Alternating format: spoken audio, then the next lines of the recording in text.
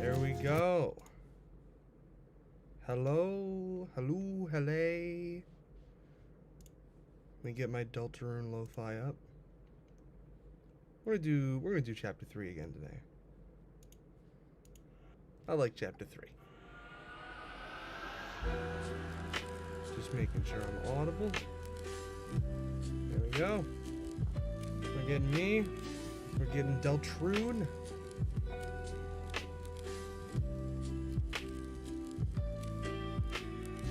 Yes. You're early? Well, yeah. You gotta get that lullaby and good night with Rose's bedlight. So yeah, this is the redesign for Moon. If you're in any FNAF Discord servers that I'm also in, you've probably seen this if you check the art channels. You see the starting screen, giant purple swirl is a subtle reference to Mori being a creep and a weirdo. What the hell are they doing here? Wait, that's true. See, your thing, what the what, is actually for wait, that's true. Sir Moon. I'm sorry, this is a she. This is a she. Ignore that. They moon. So yeah, I don't have any guests lined up today. Probably because Narrow Raven is also yes, this is Pregwin. I should actually rename the talk that. I'm gonna say this is Pregwin. Oh my god. This is the downloads. My name is Pregwin. I birthed the mimic. It was difficult to give fucking birth to the moon. Alright. I'm just gonna make sure I don't have any unnecessary tabs open. Who up mooning it?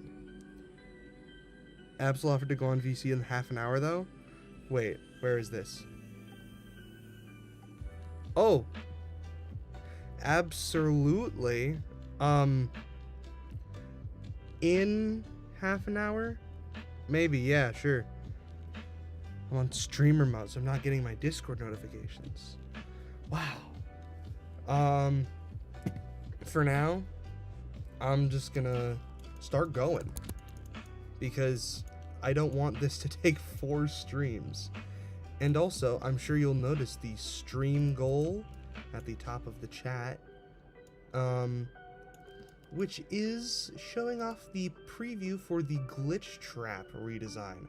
Because literally right before, I was like, do I stream today and finish it tomorrow, or do I finish it today and then have something to show off if the people give me money? Which also, obviously, as always, the goal includes rats. I know it didn't last time, but that was like specifically a like non-drawing goal. Should it take 5 streams? No, guys, don't do this to me. Please, chat, I need this. I do not want this to take 4 streams or more. I want this to take less than 4. Please. Oh my god, I didn't even do my thing. What the fuck? Which actually, I might be able to keep it on this blue the whole time because, you know, she blue. My darling blue woman. Which I'm sure if you look, especially at the face really, buff glitchy will take 6. Oh yeah, you guys, some of you people who are in one of the servers, have seen the sketch for glitch trap. I shouldn't have shown it off. That way I could have made all of you pay me. Damn it. If only Gremlin were here. The Gremlin's taking their 2-week break off social media, which I applaud them for. Let me get them cheeks looking nice and full, which, yes, we will be doing her other cheeks. Well, not really her cheeks, but those luscious thighs later on, because this is Pregwin. Look at that. Look at that, better. There's a mimic in there. There's a David in there. Oh, I need to make, at some point, I don't know when I'll make it, but I will be making the Pregwin song, and it will either be a parody of Andrew's The Vengeful Spirit, which in itself is already a parody, of 3 separate songs. Gremlin is on a character arc. You haven't seen it? Oh, Mrs. Trap. You're gonna like Glitch Trap, because most of the Moon and Shadow, which is what I'm like unofficially titling the Glitch Trap design is Shadow, because while Moon mostly just took inspiration from the Moon character and Ballora, it's a pretty solid synthesis in my opinion, with also just being the influence of pregnancy. Also, bye, Burp Doc. Sorry you can't stay tonight. Chroma key is the greatest theory on earth, 'cause it made Edwin Murray fucking give birth. Give birth. But yeah, Moon is pretty much just a solid synthesis between Moon and Ballora. Which, like, mostly comes across in the face, the hair. But Glitch Trap, or the Shadow, is basically Glitch Trap, because I ended up using the mascot suit look as pretty much the basis for how I constructed the body. The body type is very different. It's much more human and a lot more muscular, let's say. It's much more muscular. And I also included a lot more influence from the specific, like, Glitch Trap design that we have in Princess Quest, because that design, like, that look for Glitch Trap is very, very, like, goopy. Just like, this is the best way I could put it. It's like very, like, goo adjacent. And then also I took a lot of influence from Toxic Springtrap from FNAF AR. So essentially a kangaroo. What's a kangaroo? Like, Glitch Trap? Just buff rabbit? Is that what it is? A kangaroo? Is that what a kangaroo is? No, it's not really kangaroo adjacent. It's just much more, like, it's a lot more obvious that I'm a JoJo fan in that design. If we put two Goonings together, we can create a Hollow White. What are you guys talking about?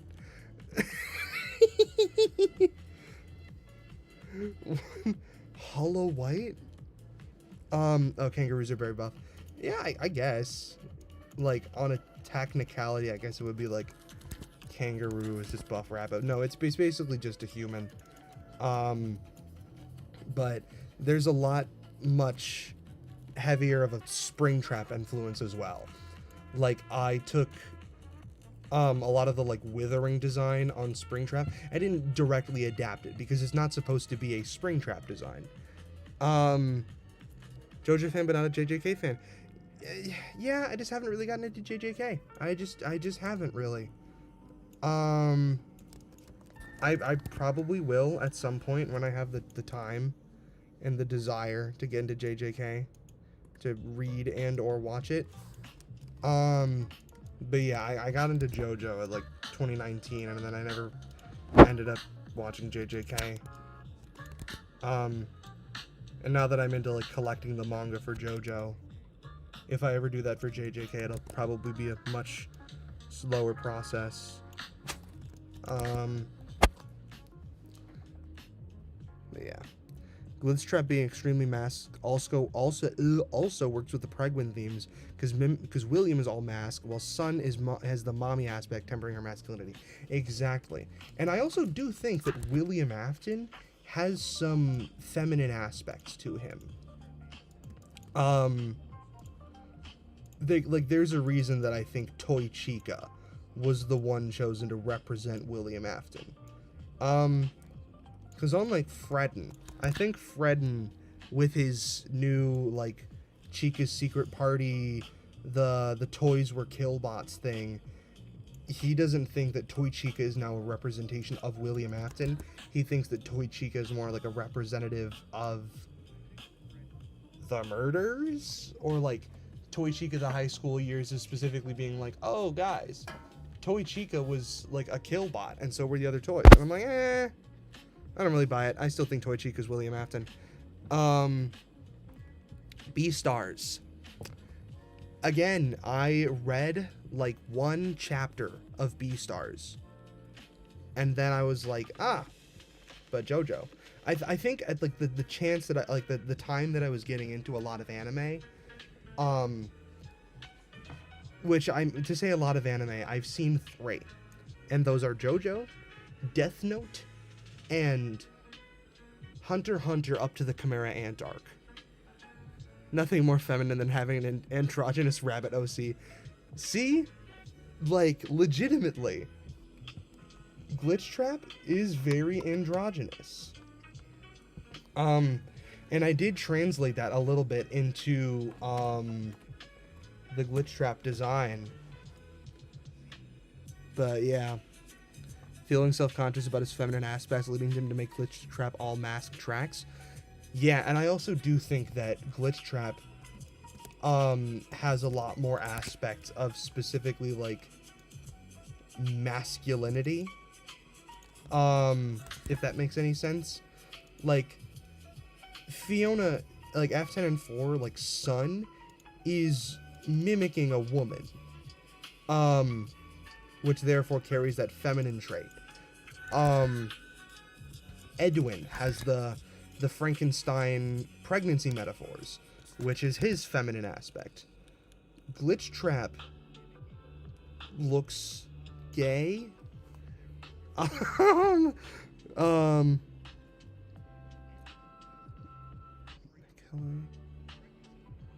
Twink and the Bear. I'm sorry, what?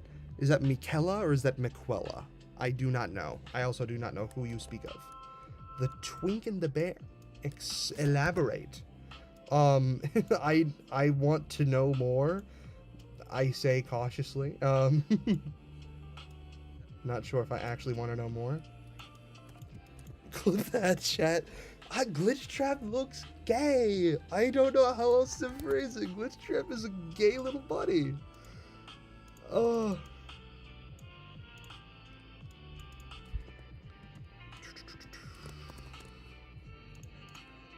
Also, when I was drawing this, I was like, it kind of does, like, it could come off as, like, her just having solid blue eyes with no, like, with just all sclera. You'll explain Elden Ring lore when you get on. Oh, God. Elden Ring? Oh, Miquella Hours. Is to achieve my ultimate form, I will reject my feminine side. Proceeds to fail. I see. Gay George R.R. Martin lore. What did George R.R. Martin write again? I forget. I never read too much, like, classic sci-fi stuff. I've heard the name in, like, nerd circles as, like, he's like the guy, George R.R. Martin. But who he? Wean me off the Balatro obsession? You will never wean me off my Balatro obsession, okay? Okay? Balatro is my lifeblood. And then I've got to make, like, a little eyelid bit. Oh, come on.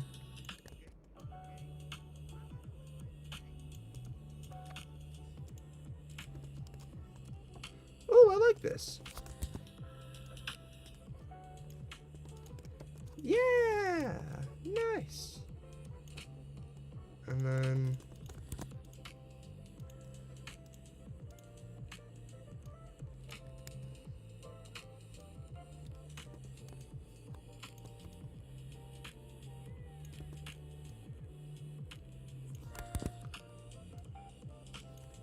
or wait, can I just...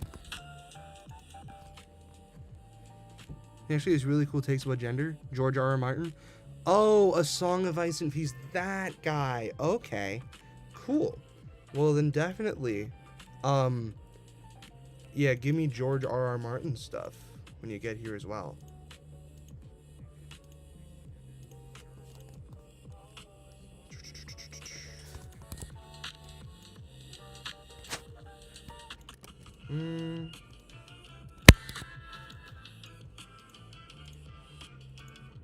No.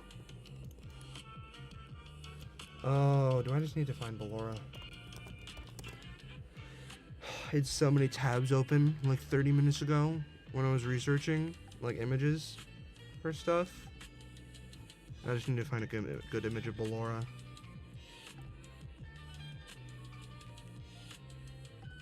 What in the hell is that? Oh, just awful fan designs. Through the heavens and earth, I am cool. Sure. Sauron is better than William Afton because Sauron, pre-fall of Numenor, uses his pettiness to his advantage. Well, clearly that's wrong because Scott Cawthon makes Token fucking look like a worm. Look like a worm. She looks like a Steven Universe fusion. Is this? I mean, to be fair, I like pretty explicitly was like, yeah, if Fiona was White Diamond, she's Blue Diamond. So, don't look up below on Google Images. I did, and it's mostly fine. There's actually some really pretty art on here. Yeah, this is like the lore I found, just like that image from Sister Location. Let me just see what. Yeah. Oh, gotcha. Her eyes are like closed almost at the middle, whereas hers are just like all the way down. She does invoke Opal more than Blue Diamond.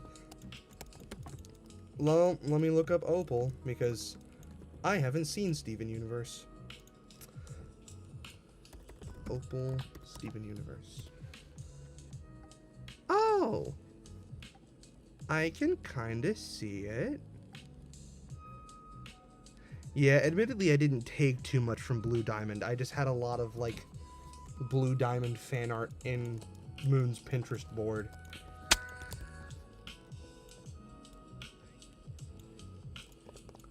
I want to make her cheeks even. Because, like, this one has this sort of, like...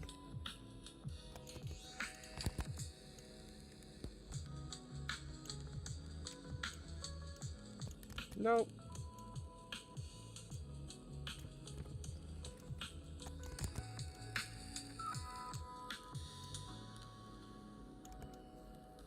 I like this.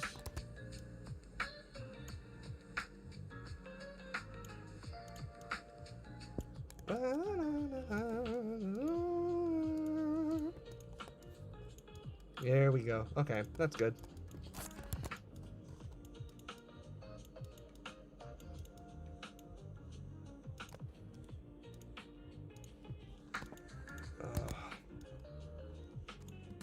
Freaking stupid. Freaking gay. And he got entered inside of him.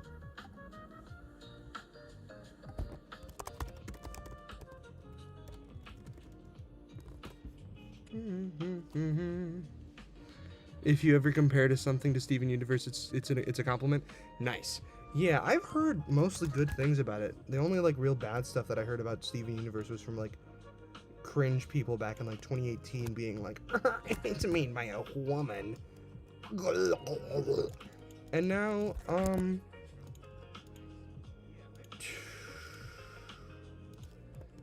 was it Rebecca Sugar that was the one that made Steven Universe? Because I know Dana Terrace made the Owl House, and now she's making Knights of Guinevere for Glitch Productions, which is going to be the greatest series on Earth. Series on Earth. It'll make Disney freaking look like a worm. Look like a worm. Let's check my OBS. Of course my audio needs to restart. Freaking gay. Oh, did it freeze? Oh my god. You guys haven't seen me do any of the drawing. I'm so washed. Why is my OBS like this? It was Rebecca Sugar? Okay. Nice. What's she doing now? Where is she at? What's Rebecca Sugar doing? Because, like, she seemed like a pretty cool person from most of what I know.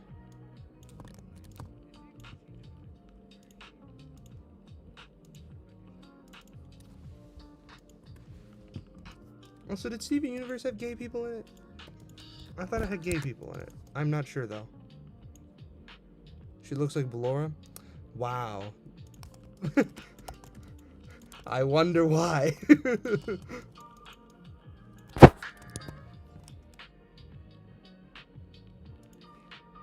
I feel like I just need to have... Are you freaking kidding me? Did it freeze again already? Wow. How do I make this not lag? What the hell? At this point, I might just need to like leave the Discord call that I'm in and see if that fixes anything. I just like go in there and just make it not take as much data. Well, you know what? I'm gonna troubleshoot for a second. If it's not gay, if there's no gender. Wait, that's true. Steven Universe is gay, people. She's working on an animated album of her own music, making a Steven Universe spinoff. Interesting. Funky. Fresh.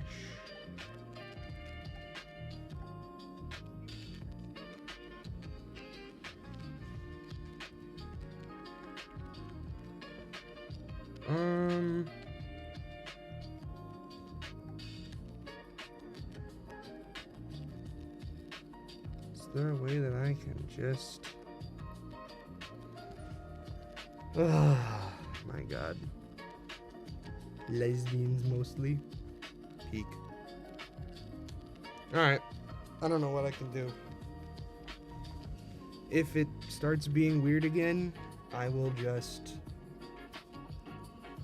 leave the Discord call I'm in for now. Because I want my little Fugi Tech guy to show up here.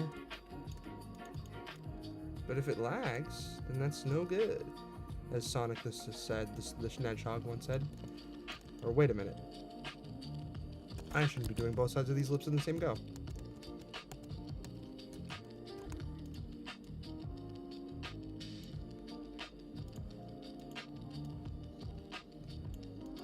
There we go.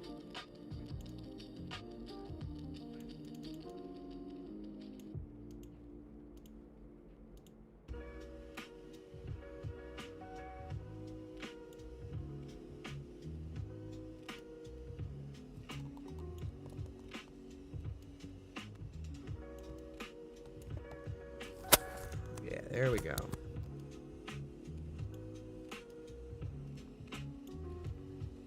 Symmetry, my friend. Someone donate money so we can get Glitch Trap. Guys, if y'all are all broke, then y'all are getting Glitch Trap. Not until after the feeble human mind, a lot of those gems are female. Oh yeah, because don't they like not have gender and they like only present a certain way? I don't know Steven Universe lore. There's probably like a reason that they look like that. Because I know Pink Diamond, she like became a different gem. Didn't she like become like Rose Quartz or something? But it was still Pink Diamond. She just looked different to seduce Steven's dad, because she's into fat bitches. Which, same here. Maury Glitch Trap to win real. You'll have to find out. You'll have to find out to find out Buff Trap. You know what?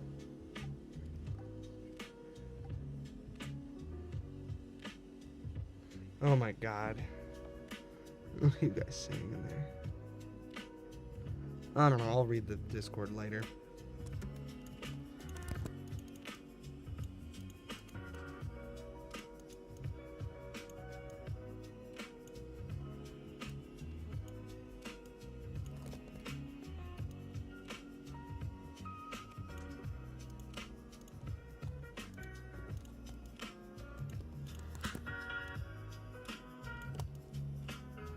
Hello, my friend. Greeting.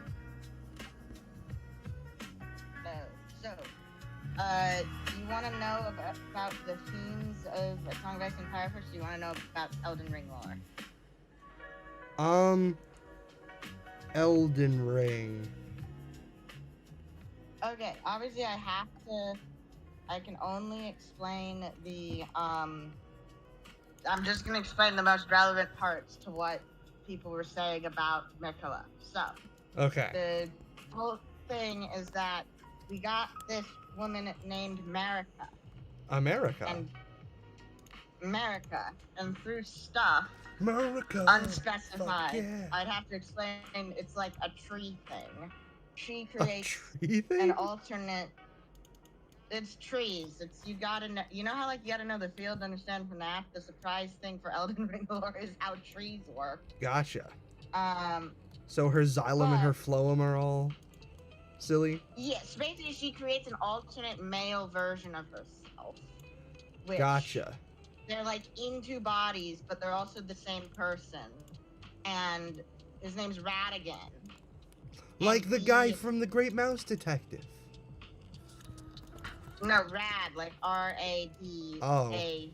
Anyway. I thought this was based Great Mouse Detective reference.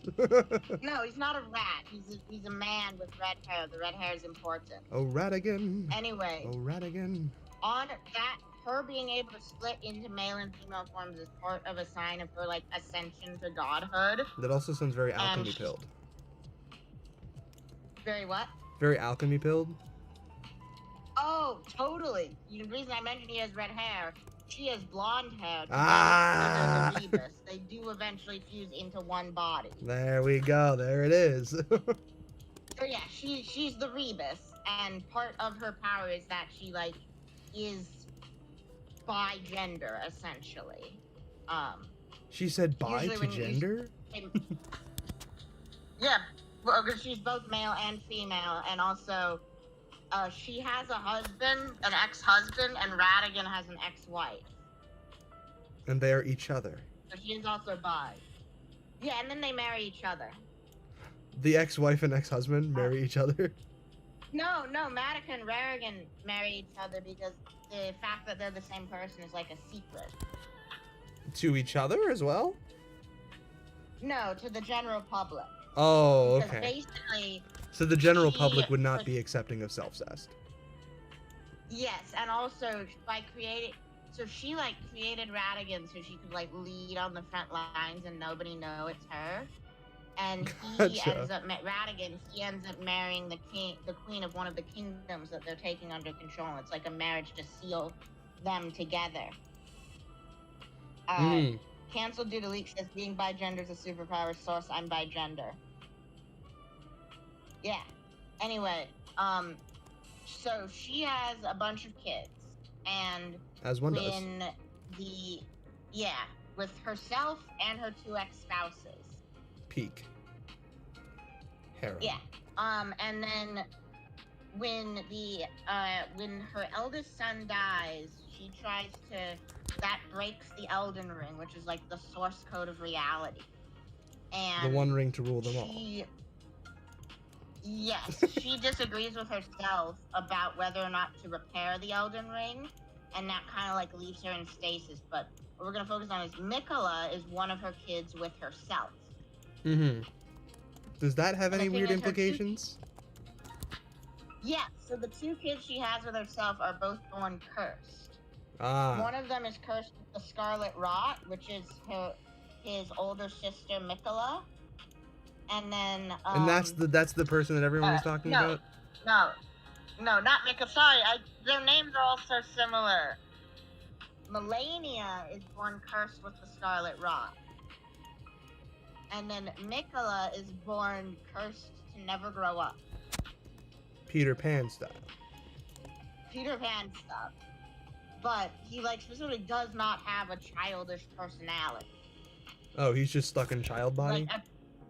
Yeah, he's eternally useful, and like that's part of like he's grasping for power because people don't take him seriously, and also this is a universe where like the symbolism of this universe is that the taller you are, the more powerful you are.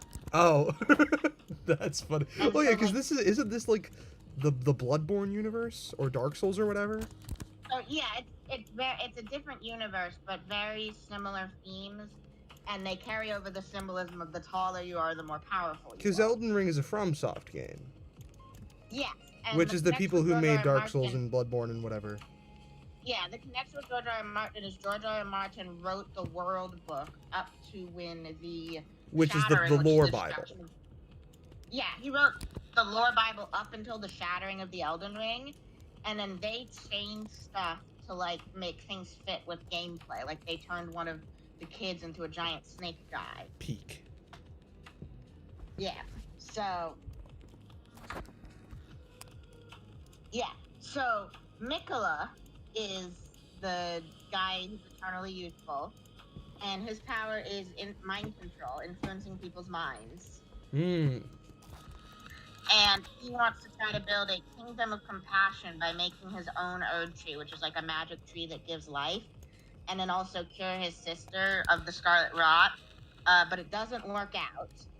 Obviously. And then I'm going to tell you what we thought the story was before the DLC, which is that one of his brothers, who was between Marika and her ex-husband, but they were born cursed as omens, which is like they show non-human mutations, which is not a thing exclusive to Marika. It's like normal people will have omen kids, and then they put them all in the sewers. Gotcha.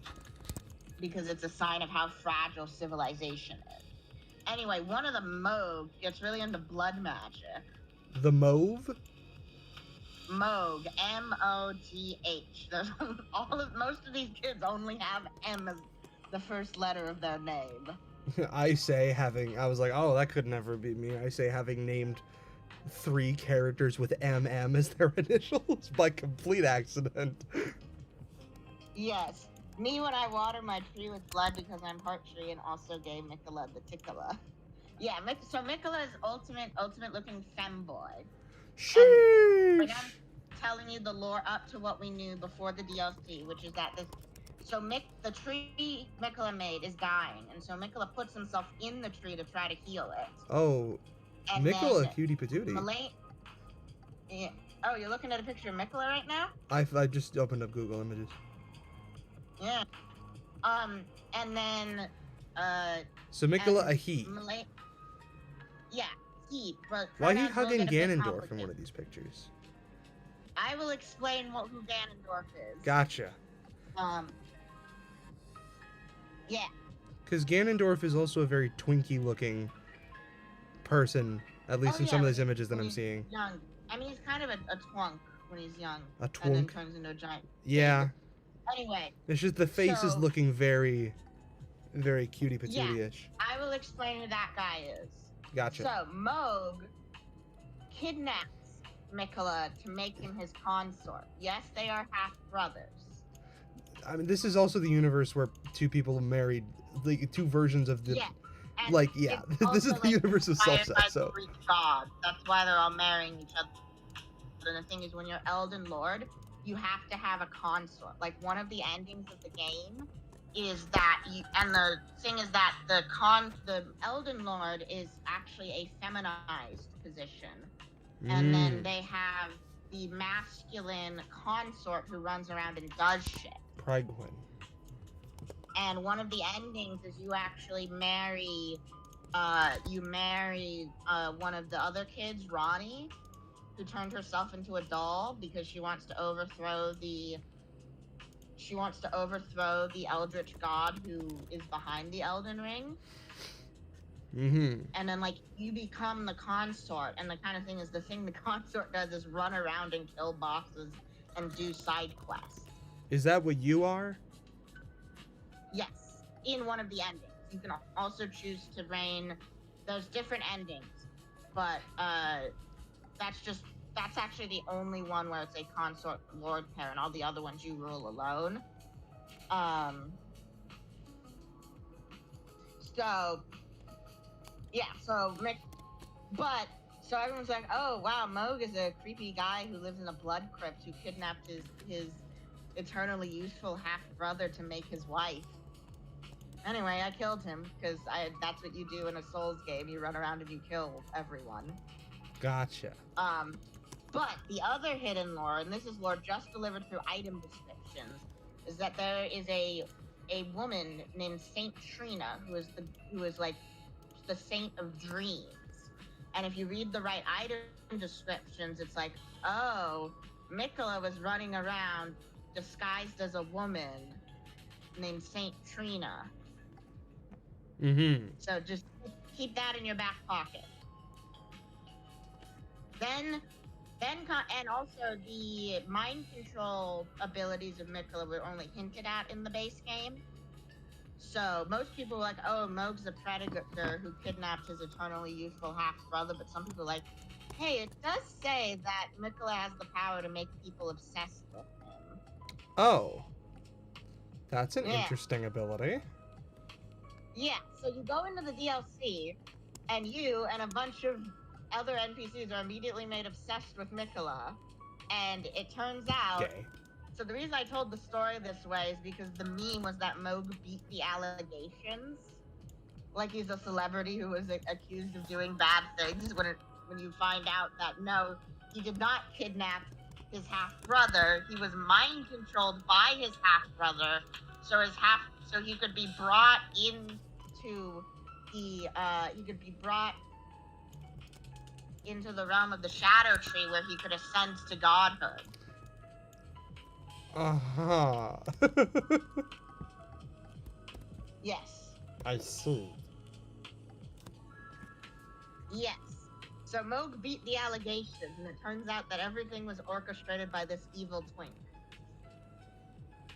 The problem is, in the base game, Everyone's you talking about kill Elden Ring in Moog. the chat, and I'm like, I don't know what y'all are saying. Yeah.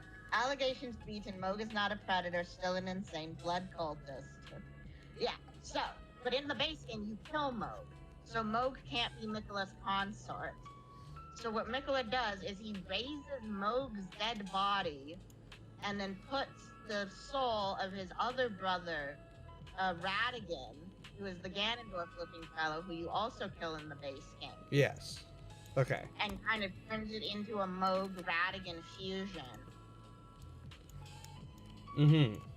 And so what you're seeing is when you fight Mikola as a boss, he's sitting on Radigan.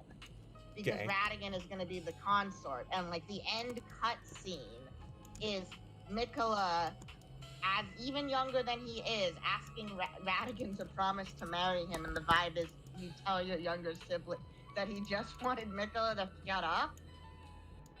But Mika's like, yes, I have taken this so literally. I have resurrected you to be my husband. Uh-huh. Yeah. But they're both the boys? Is the they're both boys. One is a twink, one is a bear. This is so And gay. the thing is that Mikola is in charge and uses his mind control powers to create an age of compassion.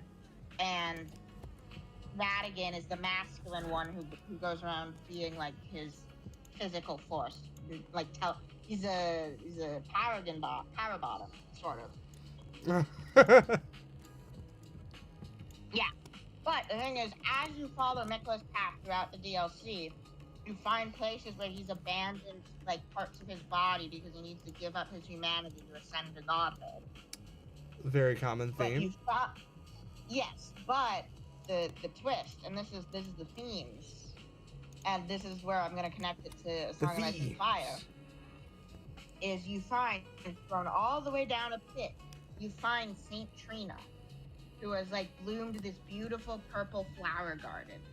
And it's that one of the things Mikola had to give up to ascend to godhood was Saint Trina. And the way I read it is that Mikola was an egg. And in the process of attempting, like a person who doesn't know they're trans. Oh, okay. I was like, he's an egg? No. And Mikola, so that's why the pronouns get confusing, because we're talking about someone who magically excised their gender.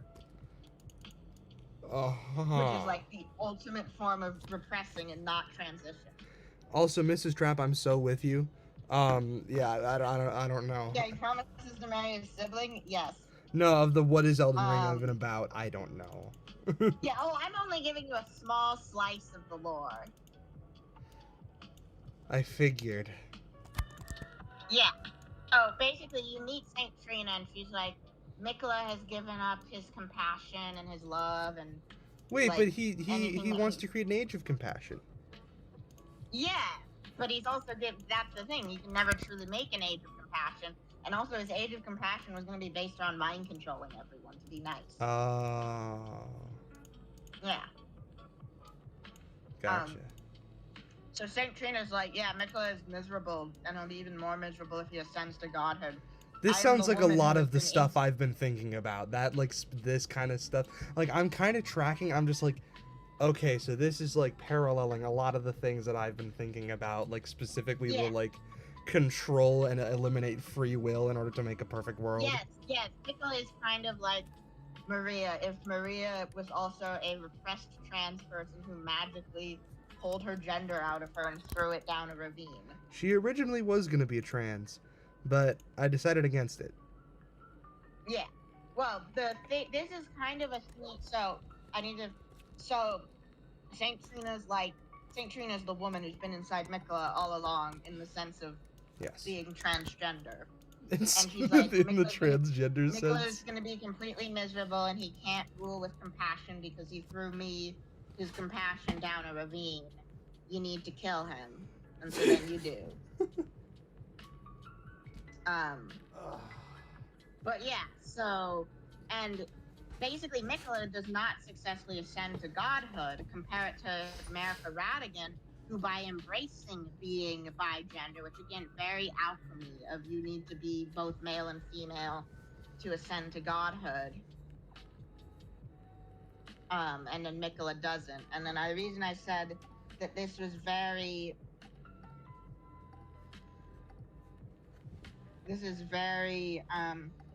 so Seeker's saying, again, Japanese game promising to marry a sibling is nothing new in them. I really feel like it's a George thing, not because of George is kind of famous for writing a sibling incestuous relationship, but because he was very pulling hard from European mythology. It's a Greek deity thing, that they're always Greek and like Egyptian, that they're always marrying each other. And the it's Bible. also like a metaphor. And the Bible, yeah. Yeah, I was like, that's like a very biblical thing. Yeah. Yeah, Mr. Chop, Elden Ring is Japanese, but George R. R. Martin wrote the lore Bible, even though he does not understand what he wrote it for. I watched an interview with him, and he could not explain what he did. He just said, they paid me money to write a lore Bible. I don't know what they're using it for. I don't know what a video game is. He's an old hippie. Nice. Like, conscientious objector to the Vietnam War hippie cred. Gotcha. Conscientious objector was, I forget what that exactly was. It's like, I don't believe in violence. Okay. So you can't. So then they make. See, I don't remember if he was a conscientious objector or if he got arrested for draft dodging. Nice. One of the two. But yeah, so he's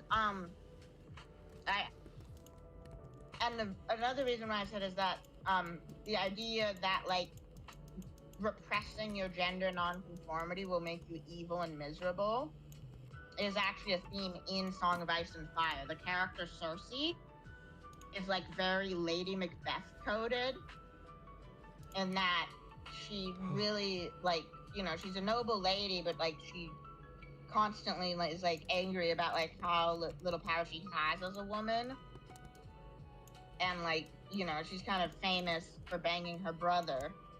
Yeah. But it's like unhealthy codependence, and also what she's really attracted to is the masculine idea of knighthood. That's what she wants to be. Mm-hmm. Yeah. And she's like constantly being like compared to guys. And she even like tops a woman who's into her because she wants to claim like masculine power, because unfortunately you cannot side with Mikula. A lot of people were actually, Seeker really is a real big Mikula fan, and actually a lot of people were disappointed that the DLC did not add a new ending. Anyway, in Song of Ice and Fire,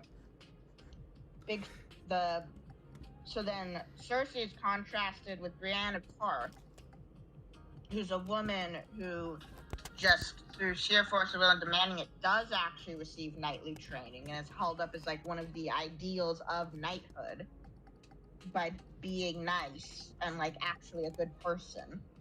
Like, it's literally just her and then the world's most autistic himbo who can be the perfect knights in this. Sheesh. Yeah, a tall woman played by Gwendolyn Christie Mm-hmm. in the show.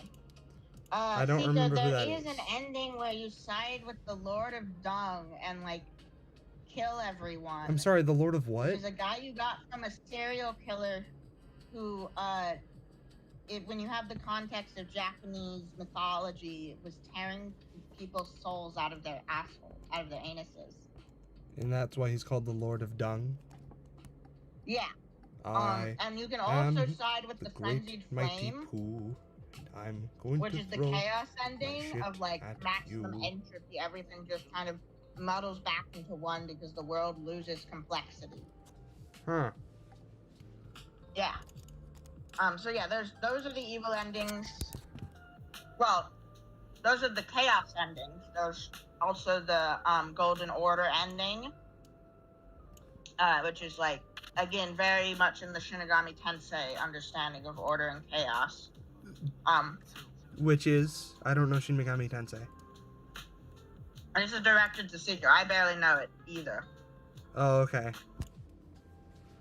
But in Sunrise and Fire, so part of Jamie is he's supposed to be the perfect knight, but he's very vain and not really honor bound and really only just wants to fuck his sister. Love to see it. His arc is traveling with Brienne and like kind of falling for her, but like not even in a possessive way, in the way that he was raised to treat women. And so like Brienne, and like that's how he learns how to be a good person. And so like Brienne and Cersei are foils to each other. And the thing is that Brienne actually pursued her gender nonconformity and Cersei didn't. And that I see that paralleled with Mikola and Saint Trina. Parallel. Yeah, and George R. Martin is like A Song of Ice and Fire. The show is bad. I haven't even seen it. But it's very clear that gender is a prison. True. Yeah. Truth nuke. Masculinity is a prison. Knighthood is a prison. Like those are tied together. And femininity. Obviously, this is like a medieval and Europe-inspired fantasy setting. So obviously, we see how femininity is a prison. Mm-hmm.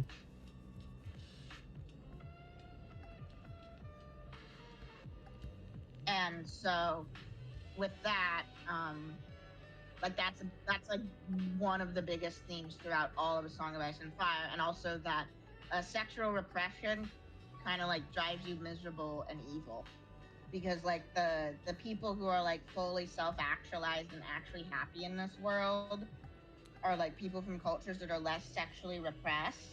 I mean, banging sex. Yeah, and yeah, it basically like cooks you on the inside, and the only person who is not like kind of crazy from the sexual repression is Stannis, because he's asexual.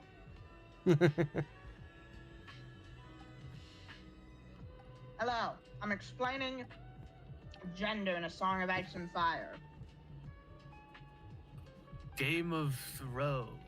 Game of Thrones. Yes, but not the bad dragon show, the good book series. The what? Like, the what Well, show? from what I know, the show is good until the last season. Well, so the people who really like the books have been saying that they've been deviating from things and like so the book has like the necessary amount of sexual assault to give the themes of the story. What? And they just add in, well, yeah, about like war crimes and Okay. like how women are oppressed. Gotcha. Okay. But I'm sorry. the phrase "the necessary amount of sexual assault." They're adding filler sexual assault to the story. Yeah. That's kind of wild. Kind of crazy. Wild stuff. Well, from what I understand, like the final season, they just had to make it all up because George R. R. Martin has never. Oh, they've finished been the off last book for book. several seasons. Oh well, the show's over. Yeah, and several. Well, I guess they've there's done- also. I guess there's the new the spin-off show that. Yeah. They made a I've heard spin-off it's- show? Even farther from the books. So I imagine House it of the would be. Dragon is based off of an in-universe history book, so they do just have to make things up. But the new one that actually came out yesterday, Knight of the Seven Kingdoms, is based on the novellas, which feature the only good knight in this entire universe, world's most autistic himbo. Sheesh. Yeah. Oh. But also, like, fans have been complaining about, like, the subtle themes of the books being ruined. Like, What another if we thing I was gonna bring up- had no subtlety, guys? Wouldn't that be awesome? Another thing I was gonna bring up was Varys. So he's a eunuch, and Nice, everyone is mean to him and based. denies him masculinity, and like that's to show how like ridiculous the gender regime of this world is. That just because you got your balls cut off, now you're not a real. They don't treat you like a real person. Fight Club moment. And I've been told that instead of doing that, they play it for laughs in the show. Haha, this guy has no balls. You, the Isn't audience- that hilarious? That's you, what I the would do too. audience should laugh about that. I would Iconic laugh. comedy, Game of Thrones. Yeah. Yeah. Known Oh, no, for hey. known for its Yeah. comedic charm. Yeah. But, like, So that just happened. Yeah, Maury Mortimer, Yeah, famed so Varys transgender, is says not- is this: like if a you have spy no master. balls, I will laugh at you. The dragon's Yeah. right behind me, isn't he? So Varys is like the spy master, and while everyone is constantly mean to him for not having any balls, the trick is that one, he's like the only character we really see who has ascended beyond gender and sees it for how ridiculous he is, and like that's why he gets to be self-actualized and so powerful. And it's actually shown that he's Being capable of non-binary gives you superpowers. This is true. Yes, it's actually shown that he can disguise himself as a cis man, which then leaves readers to wonder, wait, why is he pretending, why is he even really a eunuch? Is he just trying to be non-binary in Wait, this fucked up define world? disguise himself as a cis man. We're all trying to be non-binary in this fucked up world. Yeah, so You're trying, I'm succeeding. he's capable of disguising himself as a cis man, but for some reason he doesn't do that. No. Define. What That's the does that identity of mean? He's He pretending. puts on a fake pretending to beard, be- and everyone's like, oh yes, this is a normal man. Oh, okay. Hello. Yeah. He puts on a fake beard. Because, like, in his spy work, he has, like, alternate identity. That's it. He Oh, just yeah, I puts on guess a you wouldn't- fake beard. Yeah, he puts on a fake beard, and he, like, is like, hello, I am the master of the jail cells. Hello, like, it yep. is me, I mean, the I guess master of the He he cells. wouldn't be producing as much testosterone, so Yeah, he and, grows facial hair as so- well. he was supposedly... Okay, so he tells Tyrion a story of how he got castrated, but a lot of fans think he might be lying, because also a big theme is, like, in the series is, like, fake identities and, like, playing a role for so long you become that role. But Mimic. his alleged story of how he got castrated Shut and up. also being castrated when he's like 12, and if you're castrated pre-pubescent, you don't grow a beard. wouldn't Like go the through like puberty at all. that's like the castrati in Italy when they did that. Yes. And then they Yes. became sex gods. Yeah, well, we don't know what Varys Should is have up been me. No. Ah, well, if only you'd Um, cut your balls off at age 12. to. Yeah. You too could have been an ancient Italian sex god. Not ancient, but you Yeah. know, Medieval. medieval. Yeah, and you keep growing because it's sex hormones that make you stop growing. They just got really tall. Yep. Yeah. They were Um, really big and really androgynous. Yep. So Varys is like, so now we're like, is Varys pretending to be a eunuch because it's the only way he could be non-binary in this fucked up world? This, did he This actually genderless get castrated willingly freak.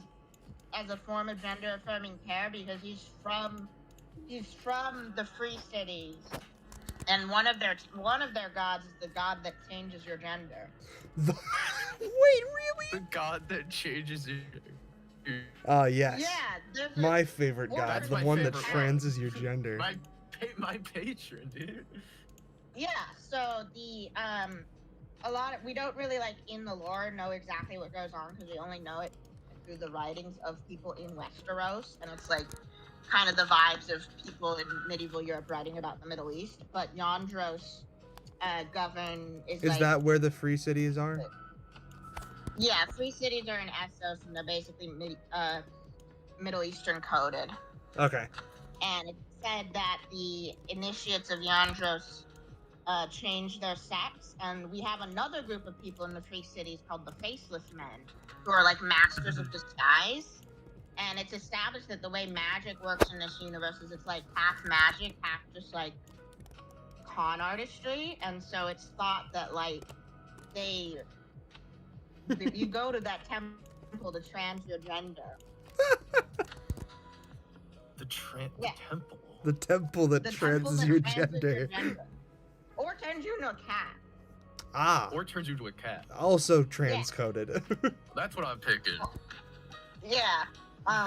Super Again, Mario so 3D there's World. people who can Meow. there's people who can cast their minds into animals, and that's usually recorded in universe as being mistaken for being able to transform into them. But like, there's even like one of the characters in the histories that said that like, oh, when they were wanted for their debts, they just fled into the Temple of Yandros, and then it's like implied they came out with their gender trans. With their gender transed. Yeah. So yeah, George R. R. Martin is actually based as fuck. Yeah. Based George R. R. Martin. You know Yeah, what would be I really mean- based? What? What? If he finished writing his book. Yeah. No. And that's a Delphine Nah, reference. he had to- This man wrote. Didn't he write Elden Ring? Yeah, he did I think the that's what we lore were talking about Bible right for before Elden this. Ring.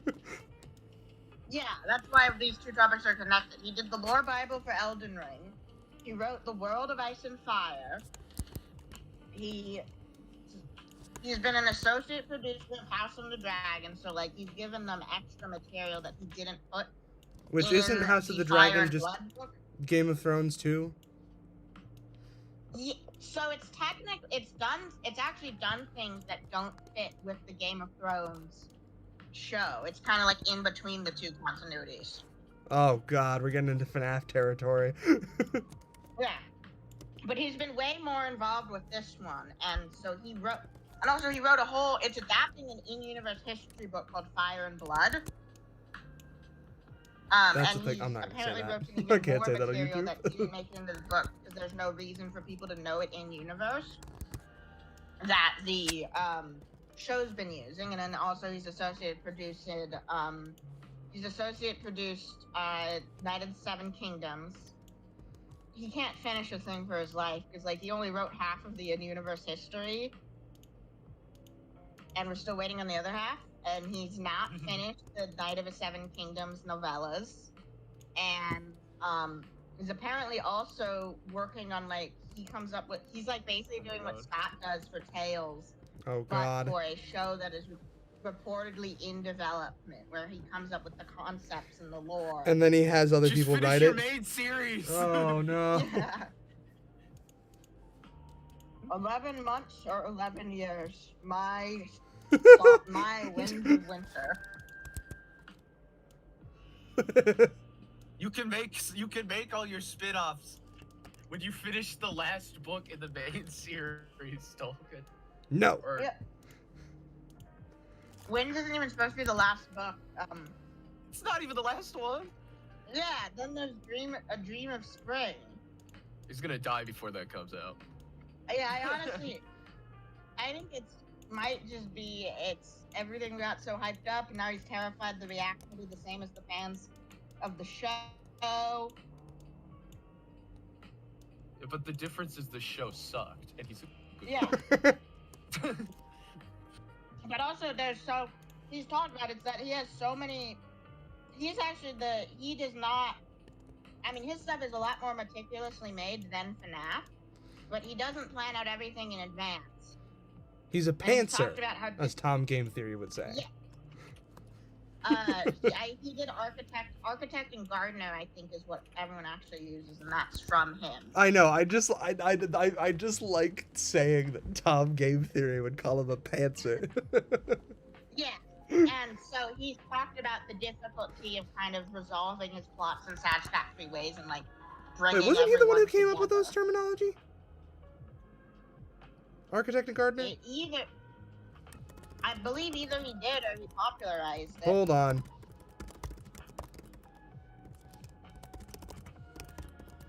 I'm looking this up. Okay. Architect or gardener? Was popularized by author George R.R. Martin. Okay. Yep. Yeah.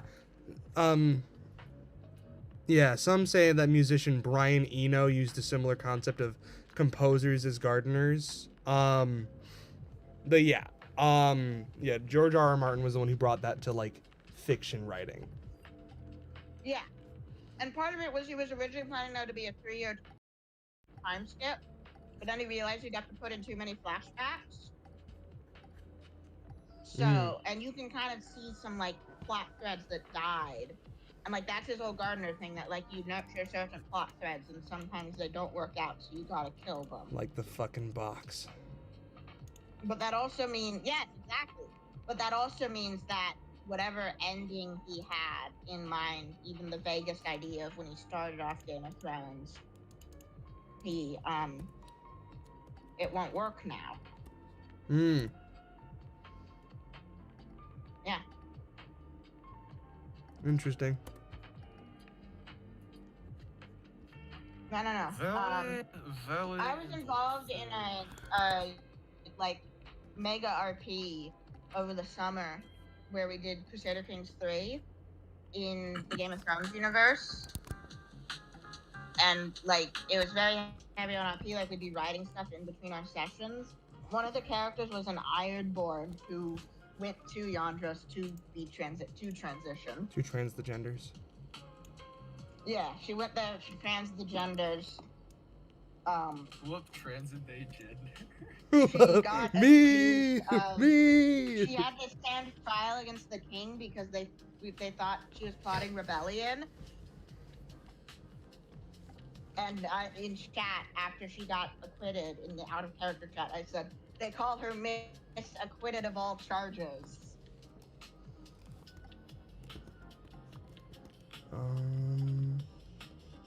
Anyway, yeah. Cersei put is this here. totally a trans mask egg, and the fact that she's repressed that is why she's so fucked in the head.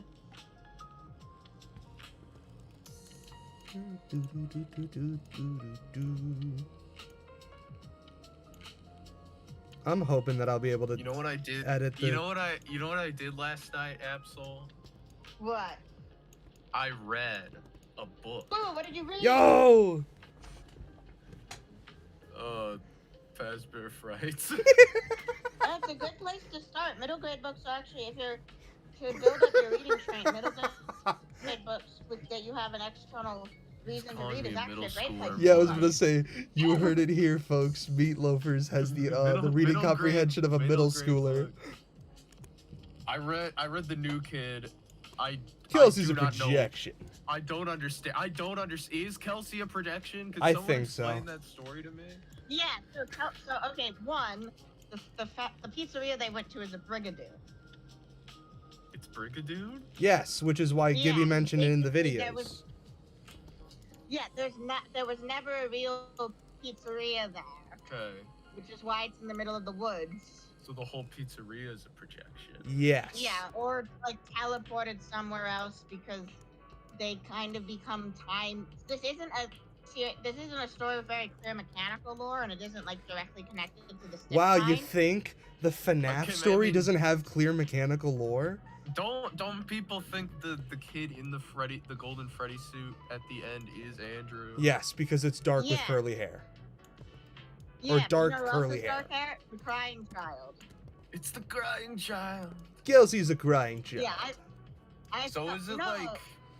So okay, is the at the end, is that a time loop or is Kelsey coming back for more kids to kill? Kelsey's going to a different school because Kelsey. Okay. So my thought is that the vengeful spirit, who Andrew, is canonically blonde, remember, who's canonically Andrew.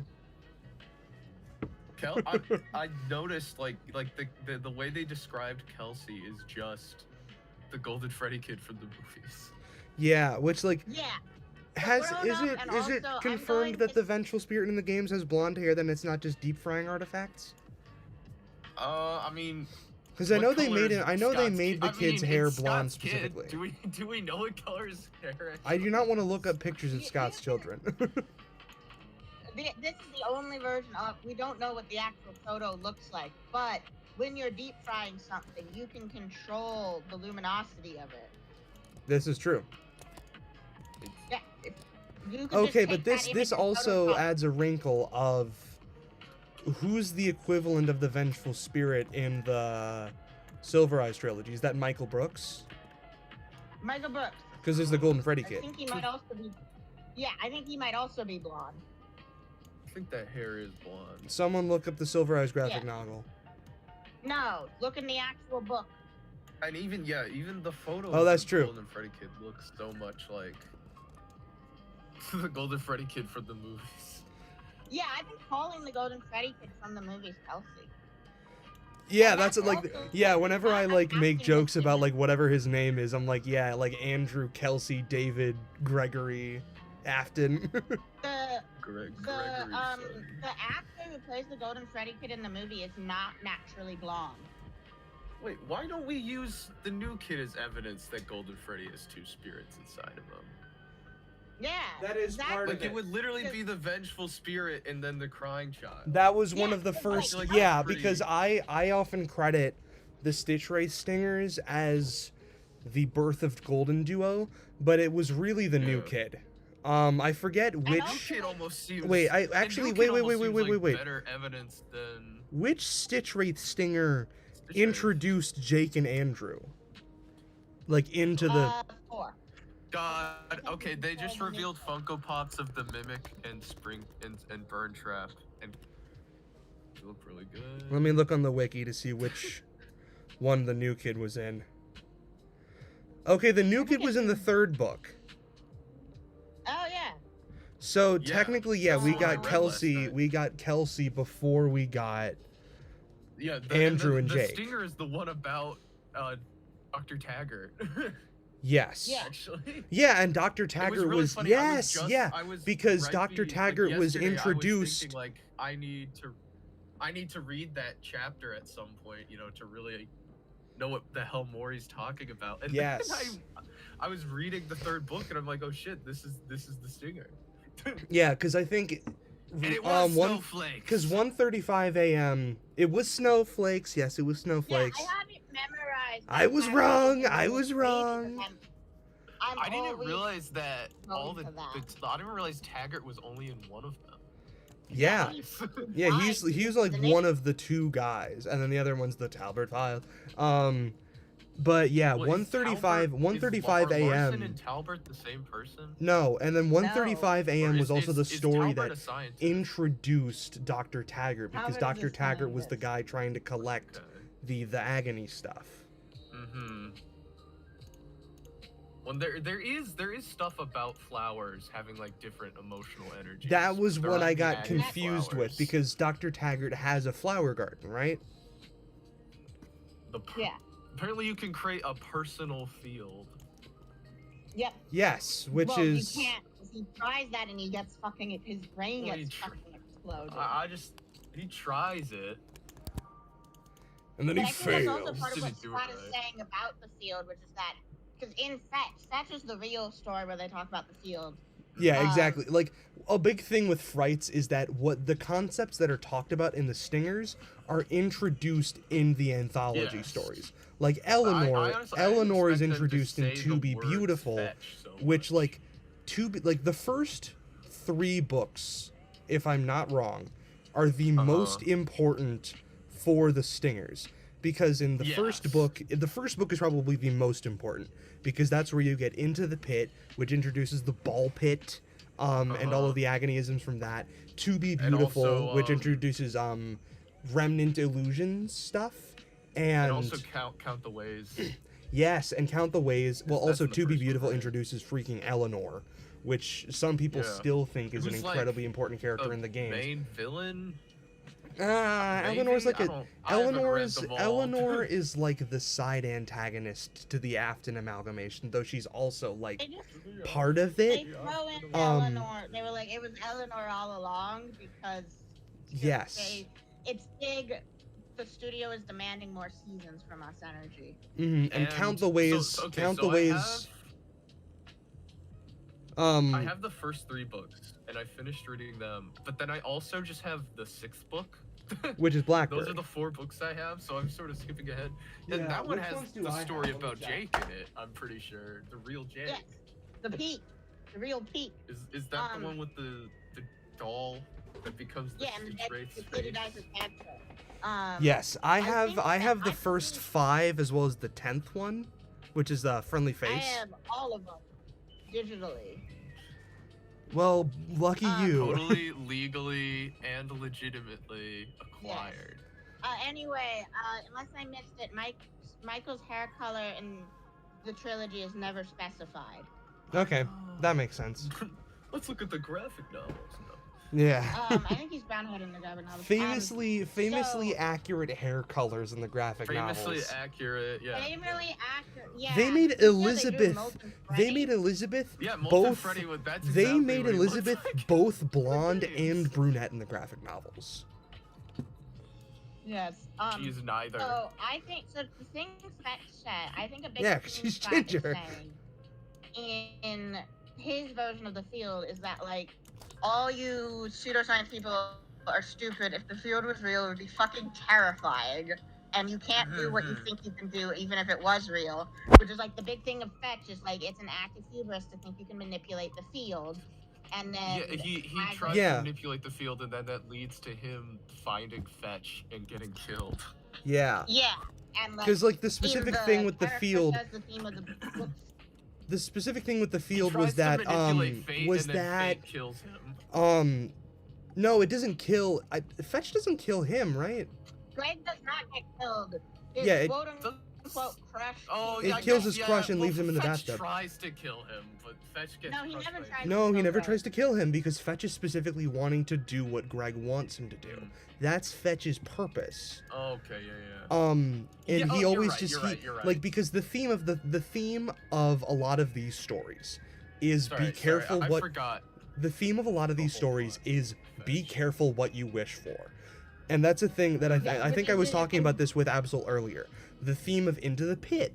Be careful what you wish for, because what he wants is an escape from reality, and that escape from reality ends up stealing his dad, and then he has to go and fight Pit Trap. Yeah, and To be beautiful. Her wish Why is is, like- literally to Why be is, like, beautiful. every Like the protagonist theme in of Fazbear Frights? the theme of To Be Beautiful is I want, like, literally Eleanor is like, I will grant you one wish, and Sarah's like, I'm oh, a I sexy wish robot. I wish to be beautiful. And then that Yeah, wish and comes Eleanor just, true. Yeah, I'm gonna take advantage of mentally ill children. Yes. Crazy. That's actually all of them. Yeah. No. Yeah. Actually, I'm gonna just So- because I was Literally, doing this. I why was is doing every this with. Every protagonist in Fazbear Fright is inexplicably like autism coded. No, there's- Not true, but a lot So, of them like, are. I really only talk about the ones that it's where it's like super obvious, but there's a lot where it's less, where it is more open to interpretation, but it's definitely there. Yeah. There's definitely like I can't think of a single character where like the main character isn't like an outcast of some kind. You know what? Oh, I Actually, mean, you know they're what? I'm definitely just all gonna do what I did with Like Guts. socially outcast. Yeah, I'm gonna do what I did with Guts Theory, and I am just going to run through every like fright story and see what like how much socially outcasted, be careful what you wish for theming there is in it. So It's all of into the pit, Oswald is poor and doesn't really like have many friends. But once he's in 1985, you know, quote unquote, he does. Sarah is socially outcasted. And suddenly his life becomes much better. Yes. Count the Ways, a big theme of that is Millie like abandoning her friend to try and right? Yeah. No, She doesn't really.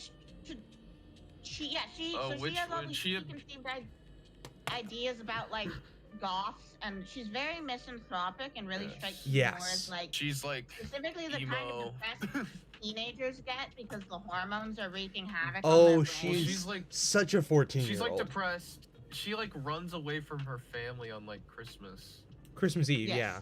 right? Because she's like, oh, Yeah, I don't want to be here she with my is- stupid family. And then Freddy's like, I I'm heard you Fun wanna Time die. Freddy, and I'ma eat you. I heard you're suicidal. because Die.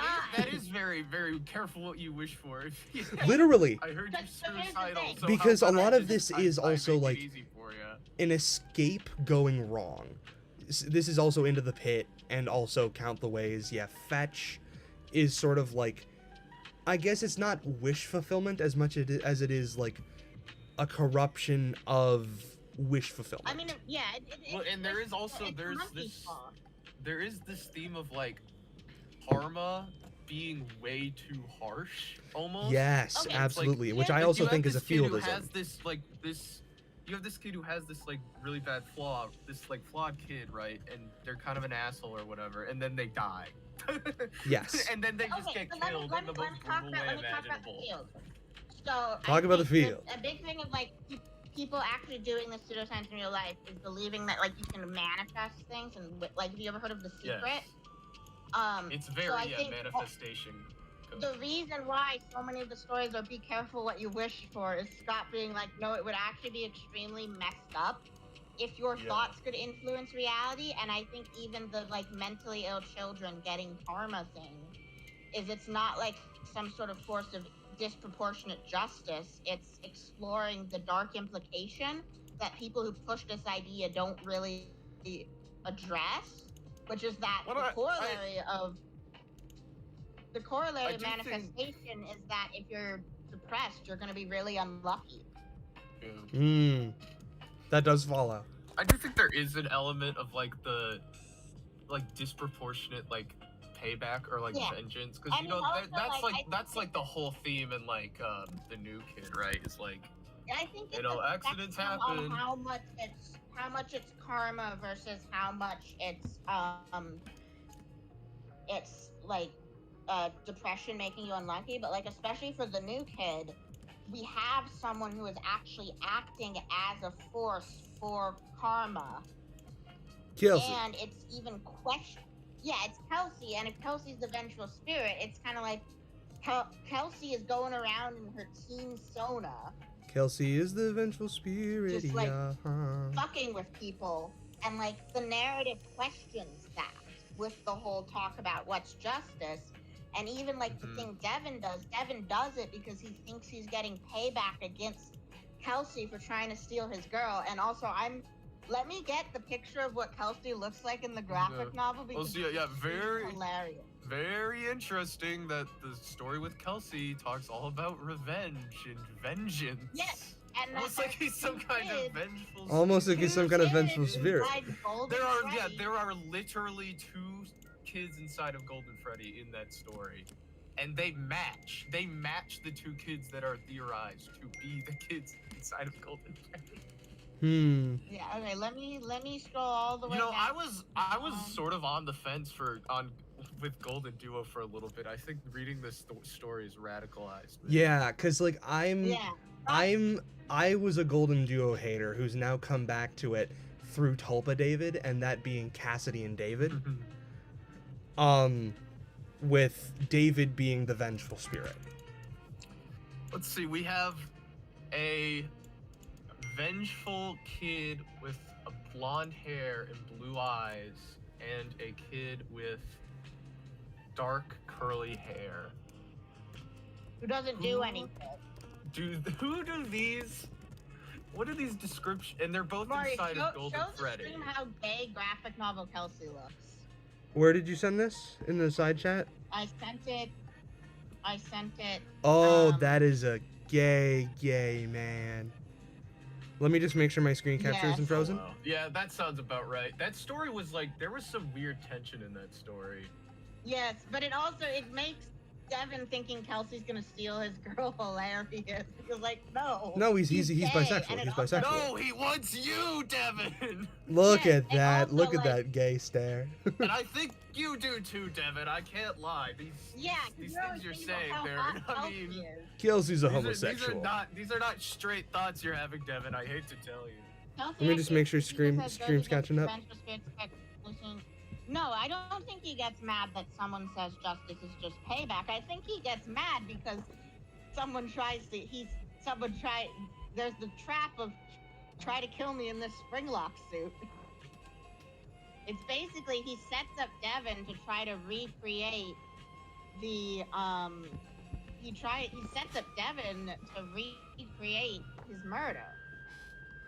Mm-hmm. And I Yeah, mean my new head you can even kind of see Devin as like an immature William Afton because he like can't connect to the people. Yeah. And, like, well, and he he's learns- very. It is sort of like, because there's that moment where he like kills a bird with a rock, Yeah, where and it's very like, okay, this kid's kind of a little psycho, maybe a little bit. yeah, and like he starts off like not really understanding why his crush doesn't like his gruesome story, but then he gains the ability to manipulate. I think Mick is the friend's name. Yeah. I don't remember. Yeah, and then like Mick, you can kind of see Mick as like a immature Henry in that he's like nerdy and doesn't have any friends other than Devin. Seeker, holy shit, I hope he is straight. Who, the vengeful spirit? Kelsey? Yeah, but yeah, this is Kelsey is the vengeful Yeah. spirit's like teen Sona. It's like the 'Cause, like, it's an analog, right? Yeah, it's like Yeah. in this, Or the what if there was a universe where Golden Freddy could manifest pizzerias and Projections. a teenage body for himself, and so then he goes around. Like the middle of the woods, and it's Middle like of the covered woods. in like blackberry bushes or whatever. Okay. So yeah, Kelsey is a projection, and Kelsey is the vengeful spirit. And Kelsey I is gay. genuinely, I thought the way like Devin was written was I thought it was really good. Honestly, like I thought it was. It Yeah. made me a little uncomfortable how much of a freak this kid was. Yeah, I think again, I agree with people say it's one of the best stories. Yeah. It is very much. Like, you know, Which like I feel like obviously, you know, Fazbear Frights doesn't have like masterful prose, but I think they're like well written yeah. for, you know. Yeah, like Count Yeah. the Ways and the Breaking Wheel Well, and I've Are read some so of my far, at least. are my favorite stories because of like the writing. I need Oh yeah, to Count reread the The Ways Breaking was Wheel. amazing. to reread The Breaking Wheel to see if I can see what everyone else sees in it because, like I said, I didn't like it. Oh, stream died for a moment, but it seems like it's back. Oh yeah, probably because I was getting Kelsey images.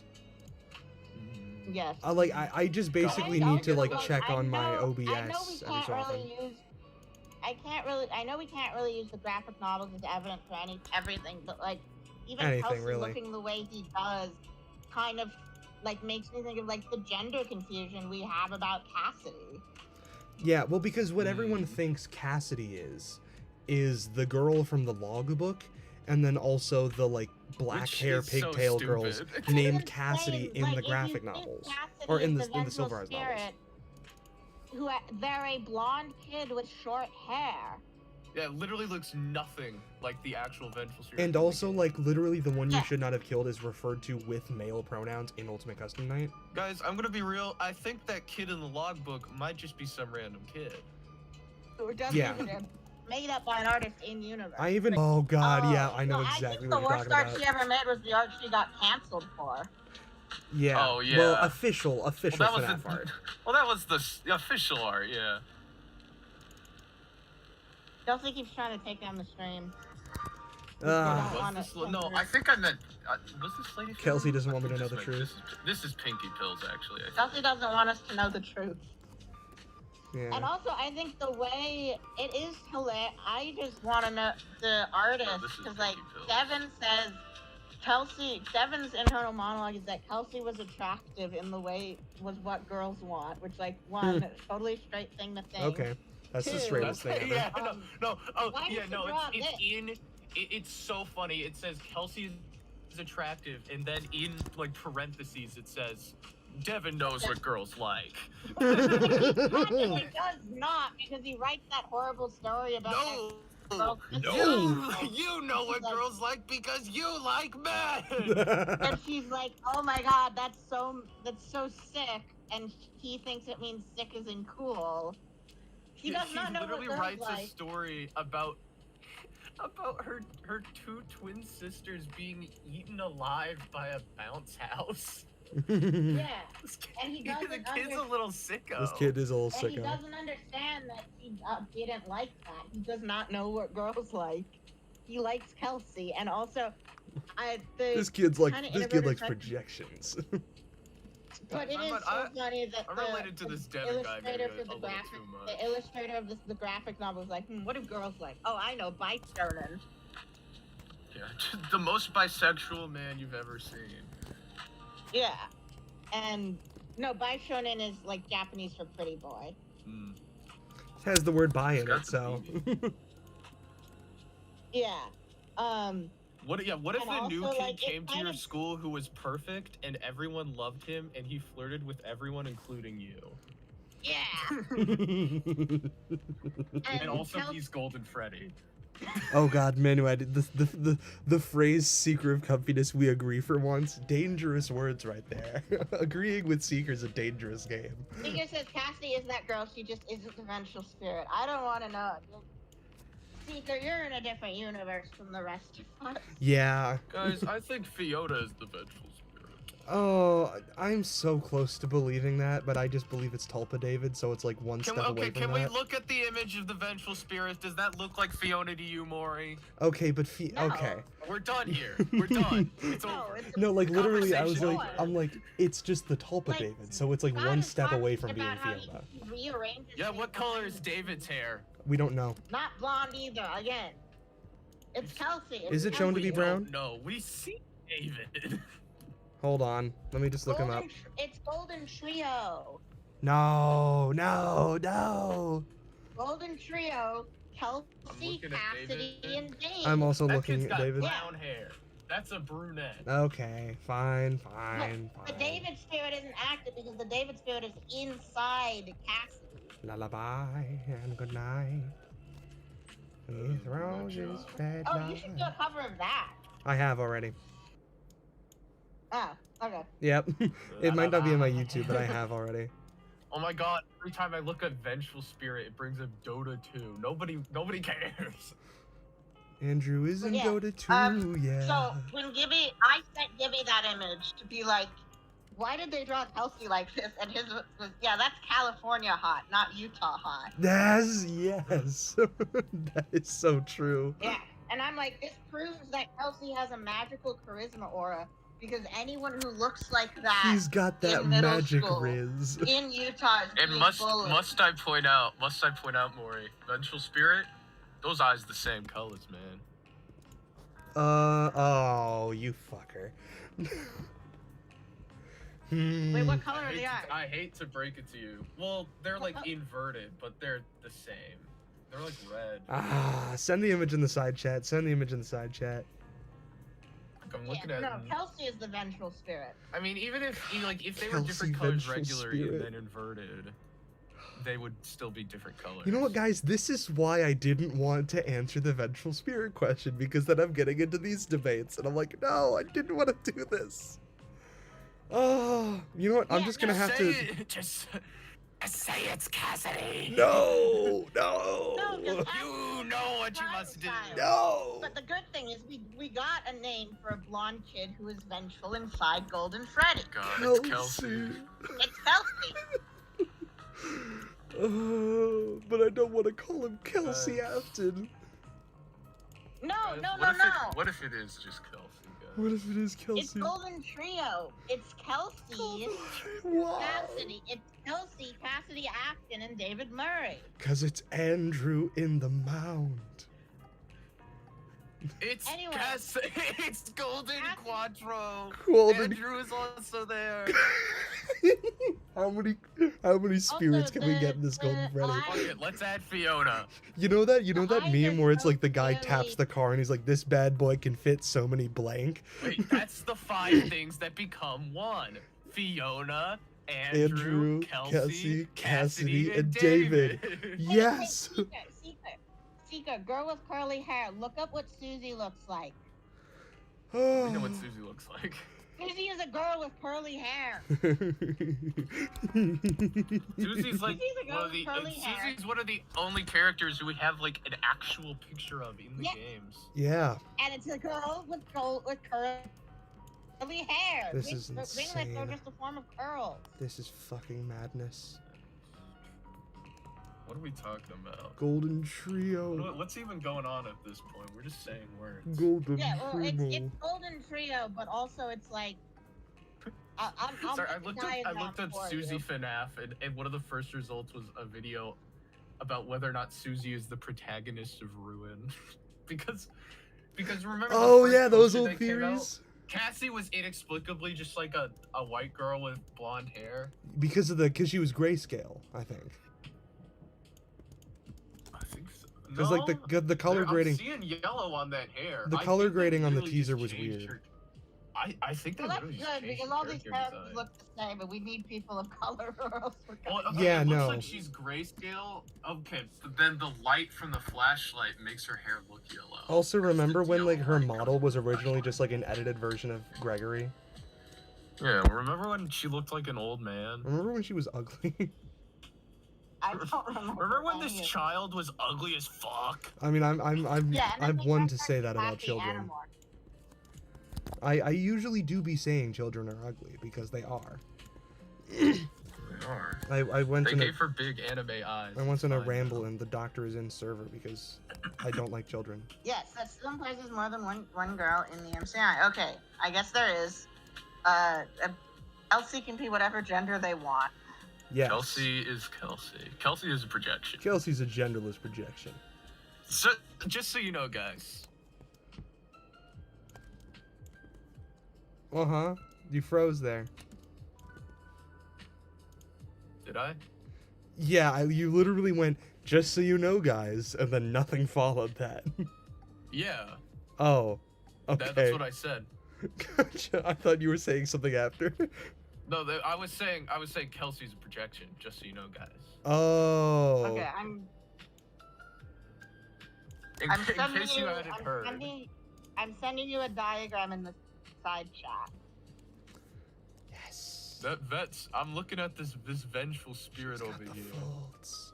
But yeah, It's a okay, Vengeful mischievous Spirit is little like child. his eyes being the same color is the only thing we know about the right side of his face. Oh god. Sans eye. Sans Undertale. Yeah, that is just blonde hair. Okay. Yeah, and I This didn't is the find- same child. Yeah, and they dyed that kid's hair blonde. He's Yeah, not. they dyed his hair blonde, specifically blonde. I think I have to. I which think is I have funny to because he remove also my. played Luke Skywalker, and they dyed his hair blonde for that. But he is a. You can look up his IMDb page. He's a natural brunette. I think I'm gonna have to remove my vengeful spirit section of part 3. Yeah, just be vengeful spirit agnostic. Okay, I'm gonna I go am a back to what I vengeful once spirit was. I'm gonna agnostic. go back to where I once was. The secret, Maury, is to just never talk about the vengeful spirit unless you're joking. Well, and then good. nobody knows. Never let them know your next move. Andrew the veg. Someone thought I Smile more. Someone thought I was genuinely an Andrew person, like because I made. Nah, I'm Yeah, a true. David person. I'm a Dave. Anyway, person. here's how I think Golden Freddy works. The Talk Kelsey- less. Smile more. Don't let Anyway, them know what you're against or what you're for. Anyway, here, the Kelsey Andrew thing is just kind of a joke, but this Yeah. is Not the this two is how eyes. I think Golden. Oh, I did just realize it is the David Murray eyes. It's the I was David just choosing eyes. random color. Yeah, I was just choosing random. It's like a colors. little. You didn't put a little smiley, David. a little smile in the middle. Yeah. Anyway, that's how I think. I think there's two spirits inside Golden Freddy, but one of those spirits has another spirit inside of it. Oh God. And so wait, what does Except Kelsey she Andrew did. represent? Hold on, let me put this image on stream. Kelsey Andrew. Kelsey Anderson. You know, I didn't know until like a week ago that the theory that Cassidy's last name is Andrew is like a real theory that exists. Oh, that's an actual theory, yeah. Yeah. And this is the same person Yeah, who it's like mainly just based. Mostly just 'Cause- based on the week before having a person with the last name Andrew whose child went missing. Chat. Yeah. Look at witness my peak. What if Witness it's- Absol's peak. What if that's true? If that's actually what Scott's going for, I swear to God, if Cassidy Andrews is real, I'm not, I swear to God. I'll riot. my name, Michael. You have to defeat Springtrap. Michael, defeat by What's evil your Andrews. name? Defeat by evil Anyway, Andrews. so inside Golden Freddy, there are two spirits because two children died inside Golden Freddy at separate times. But one of those children had a tulpa put inside of him, Yes. and thus has David Murray inside of him. Got David And that's inside why of him, he though. Got David remember inside his of him, name. dog. But she can remember her name. She doesn't need to go through in the week before. Doesn't need to go through like a bunch of questions to remember what her name is. She like psychically projects it to Ralph, and Ralph's like, "Hello, Projects Susie." it? And Bronwyn figures out that Jeremy is inside Bonnie by just like researching the MCI. Oh, nice. This worked out. So yeah, the name thing is because Cassidy. Ooh, it wait a turns into minute. I just David. thought of something that might be cool. For the moon My name design, is Broadway. for the moon I design, made I should try to like Spirit. make like a lunar phase chart, or at least the one half Oh of it yeah, like going down the tabard. going down the. Like where a tabard would be. Yeah. Hold on. Let me share it to you guys. I hope it doesn't. My name is Taggart. I was a big fan of Taggart. Actually, somehow the most autistic coded character in this Okay. entire Yeah, So- Taggart is also autistic coded. So, like, see how this like there's like the waxing moon here, right? Mhm. I believe this is waxing. Let me look up a lunar phase chart real quick. All right, while you do that, I will can't ask lie. you know, Taggart was question is giving me Edwin energy.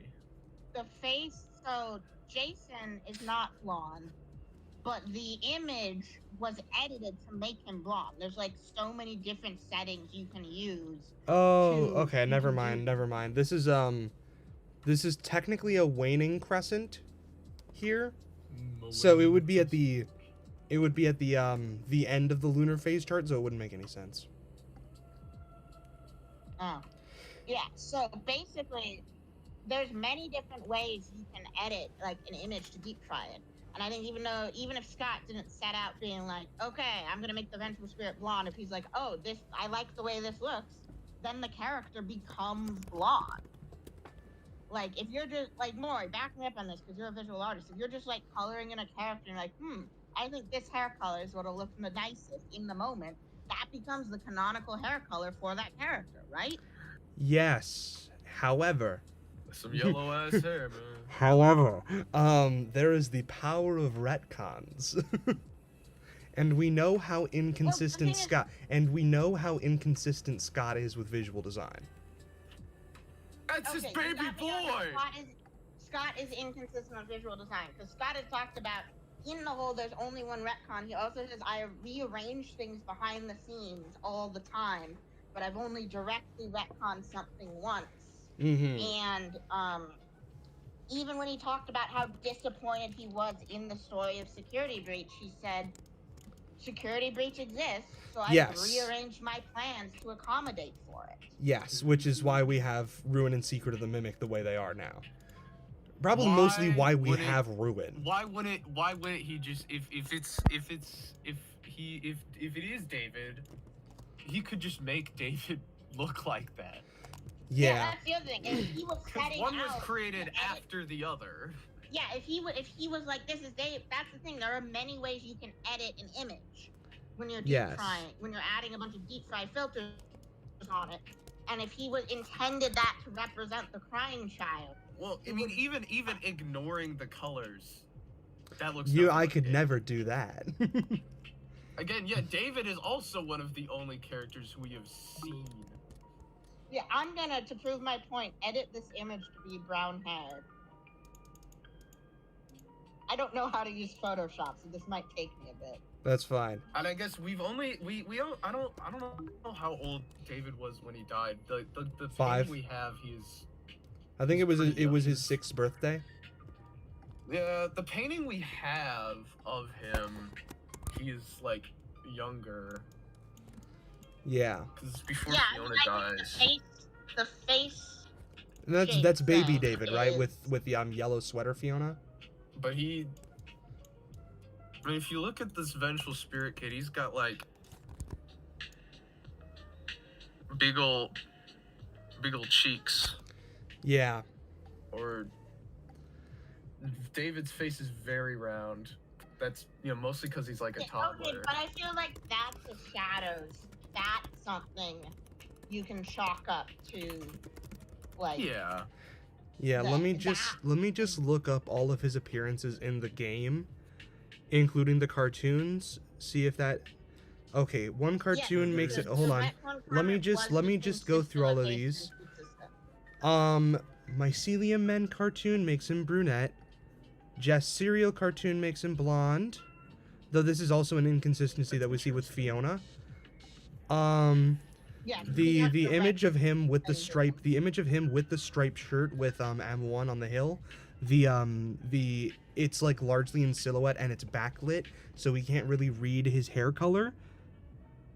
The drawing of himself that he makes with M1, he has brown hair. Drawing of himself with the dog and the elephant, he has brown hair. Drawing of himself with Cleanovac and Edwin, he has brown hair. And then the actual draws like himself with in-universe blue. what is meant to be a photograph of him. Yeah, He he has draws brown himself hair. with brown hair. Yeah. And if that kid was orange supposed to be the hoodie. vengeful spirit, they would have made him blonde and not given him heterochromia. Yeah, he also draws himself with brown eyes when he also draws himself with brown hair or black eyes. Yeah, it's either Well, I think that's just it's either brown or black eyes. Though also he does very often draw himself wearing green and blue clothes. it's also a little Like that's sick. actually one thing that is oddly consistent in his drawings of himself, and these are like crayon drawings. He draws himself in either his shirt or his shorts. One will be blue, one will be green, which I think is. These are pretty good drawings for a 5-year-old. Well, Are you yeah, looking at the said ones on the his wiki? That's a good drawing of the mimic. Yeah, it is the one where he's holding hands with M1. Yeah. Yeah, It's 'cause which that's a thing that I find guess his interesting is mom that he He also was like an going artist. places. Yeah. like he was His on a mom hill. was an artist. Okay, now I'm headcanoning that Fiona had blonde hair at one point. She dyed it. Yeah, because that's an interesting detail that like Fiona in all of the ads has blonde hair. Well, there's one ad Yeah, where everyone like just thought blobs was hot. David and Edwin's hair are just like blobs. Yeah, are you looking at the That are a part of Cleanovac their ad? heads. Yeah. But yeah, Fiona has.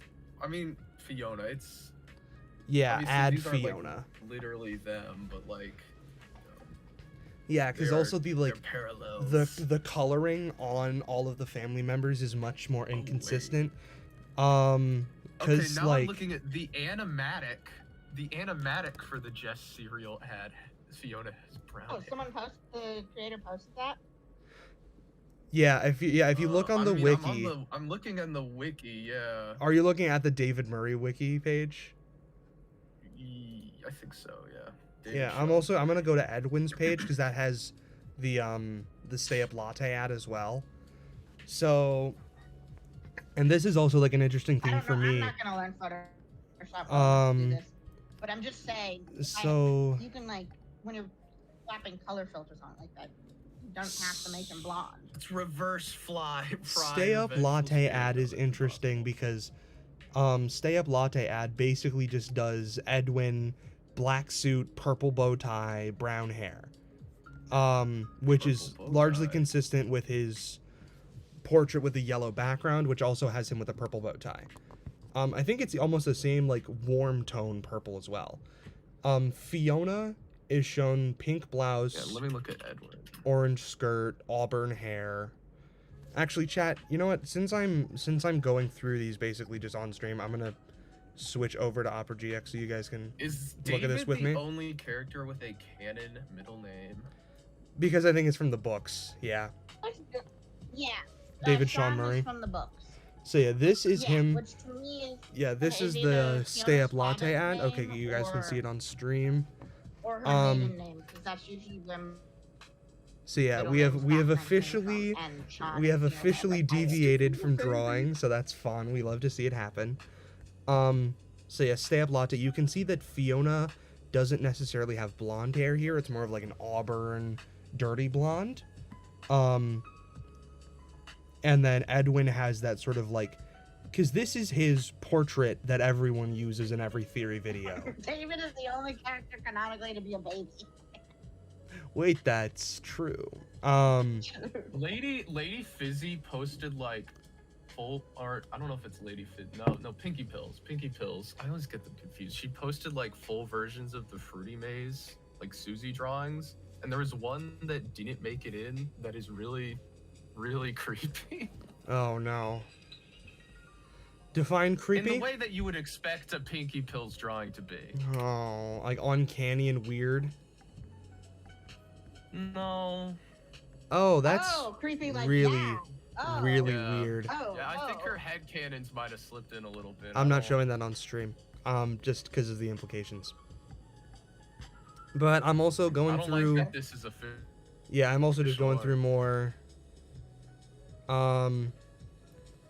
stuff from the wiki. So artist, it's someone who draws very poorly. And this is the like Schoolhouse I'm glad Rock Scott had enough ads. judgment to not include this. These are the Schoolhouse Rock style ads, which I believe is for Murray's Magic Coat Rack. We love that animatic where they're just blob stick figures. Where literally Edwin's only defining characteristic is bow tie and Fiona's is pearl necklace, which I think is incredibly interesting. Because that is one thing that is consistent across every single ad. Which I did point out in part. I pointed this out in part 1 as well. Is that Edwin always has his bow tie, Fiona always has her pearl necklace, and there's baby David right here. So Stay Up Latte ad, and this is also what people kind of use to make a sort of chronological progression of these ads is, oh, here Edwin and Fiona don't have any kids, they're in the office. So this is like when they're dating, maybe just freshly married, they're still getting together. They're still getting to know each other, and Edwin's on the clock, and Fiona's like a lady in the office. But now, with the weird lip animation, I love that. Now they have a baby, and now they need Murray's Magic Coat Rack. And we see that it's much more red. Edwin has a red bow tie. Fiona's little sweater here is red. Which that's interesting. This is also agonies of parents. This is also very M1 coded of Edwin hugging the coat rack. Because it's him. To fuck that coat rack. He's gonna crack that coat rack. You can't spell coat rack without C-R-A-C-K. But yeah, no, Edwin is like confiding in this machine, which I believe is very like M1 parallels. Yeah, and also why I wrote Edwin is always having problems with personifying. And then this is the Cleanovac ad. which is Oh, a yeah, lot of he which gave is a coat rack eyes and a bow. He okay. What is interesting? well, right, okay, you the notice- bow you tie is like pointed an out- MCMism because the Cleanovac also has the bow tie. Yeah. You pointed out, yeah, Edwin's always wearing the bow tie, and then he puts bow ties on his creations. It's Yeah. it's the He's logo. It's connected the back bow to tie is just the them. MCM insignia. It's like a simplification of the.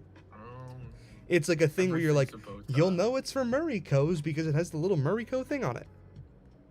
I mean, I you guess, could yeah, I didn't even realize depending the on how you MCM interpret the MCM Edwin's logo is a bow character, tie. like I think we would talk about the bow because like you take the bow tie for Freddy off of Edwin's statue, and it's like the bow tie is the only it like does not belong on the statue, and you can kind of see it as like Edwin not he doesn't want to be CEO. It's something that was thrust upon him, and so he's kind of Murray co-branded just like his products. Yeah, because beside his bow tie, the other thing that is the most consistent. Oh, that's just the search result. I'm going back to. Hold on, gotta find Edwin again. There we go. The Okay, other wait, but thing the- that is the most consistent part of Edwin's character design is square glasses. This is something that's like he's 'Cause got he's a these square. he's got these big he's a square square, glasses. yeah. I mean, I do think that is actually like legitimately the reason why is because he's a very Yeah, I square agree. person. He also has a very square Yeah. jaw. Where Fiona Yeah, is except for the very part where like he fucks the robot. That's yeah, not very Fiona fair. is very circular in her shape language. She has very round, fluffy hair. She wears pearl necklaces, which are literally made up of circles. Oh, and then it gets reversed for Sun and Moon. Shape theory. Yeah, well, that's a big part of it is shape language, and that's another part of the things that I'm putting into the visual design of Sun, Moon, and Shadow. Is Sun Okay, is wait. very triangular and square, like she has a lot of squares and triangles, but the Sun is a circle. Where F10 and 4 in itself is very angular, which does not match with Fiona's circular shape language, Fiona Murray. But they have the consistent trait of the Sun, which I do believe human Fiona also represents to an extent. I think so. But like the Sun and like because like the giving order to Edward's creativity that is still there in Yeah. And human also, Fiona. Cleanovac ad, interesting to note is that Edwin and David share this sort of like, also their skin all is the same color. It's just Edwin and David have this sort of like stylized hair that's merged with their skin. I forget exactly what cartoon art style this is like calling back to, but it's another one of those like post Schoolhouse Rock, which I believe was early 70s. This is like some mid 70s animation, which also we love a good bit of early 70s sexism, because the Cleanovac is specifically like, Mrs., you won't have to use the vacuum to clean the house anymore. Ain't that swell? Because now you have Cleanovac to do it okay. for you. A little guy. I rant about how actually the invention of a lot of home appliances is actually credited with like the existence of second wave feminism, because it kind of did legitimately save women from having to do so much labor. Mm-hmm. Imagine a world where we didn't have washing machines. Oh my I god. know. We had to wash all our clothes by hand. I think about Yeah, that and, like, sometimes. I think special about like what life washerwomen was had, like, because I've been getting these videos of there's this guy who just like literally just builds small shelters in the woods. Like he just digs a hole and then builds a shelter. And I've been sending it to my family because I used to make this joke that I wasn't gonna live anywhere. I was just gonna go to North Carolina, dig a hole in the middle of the woods and live there.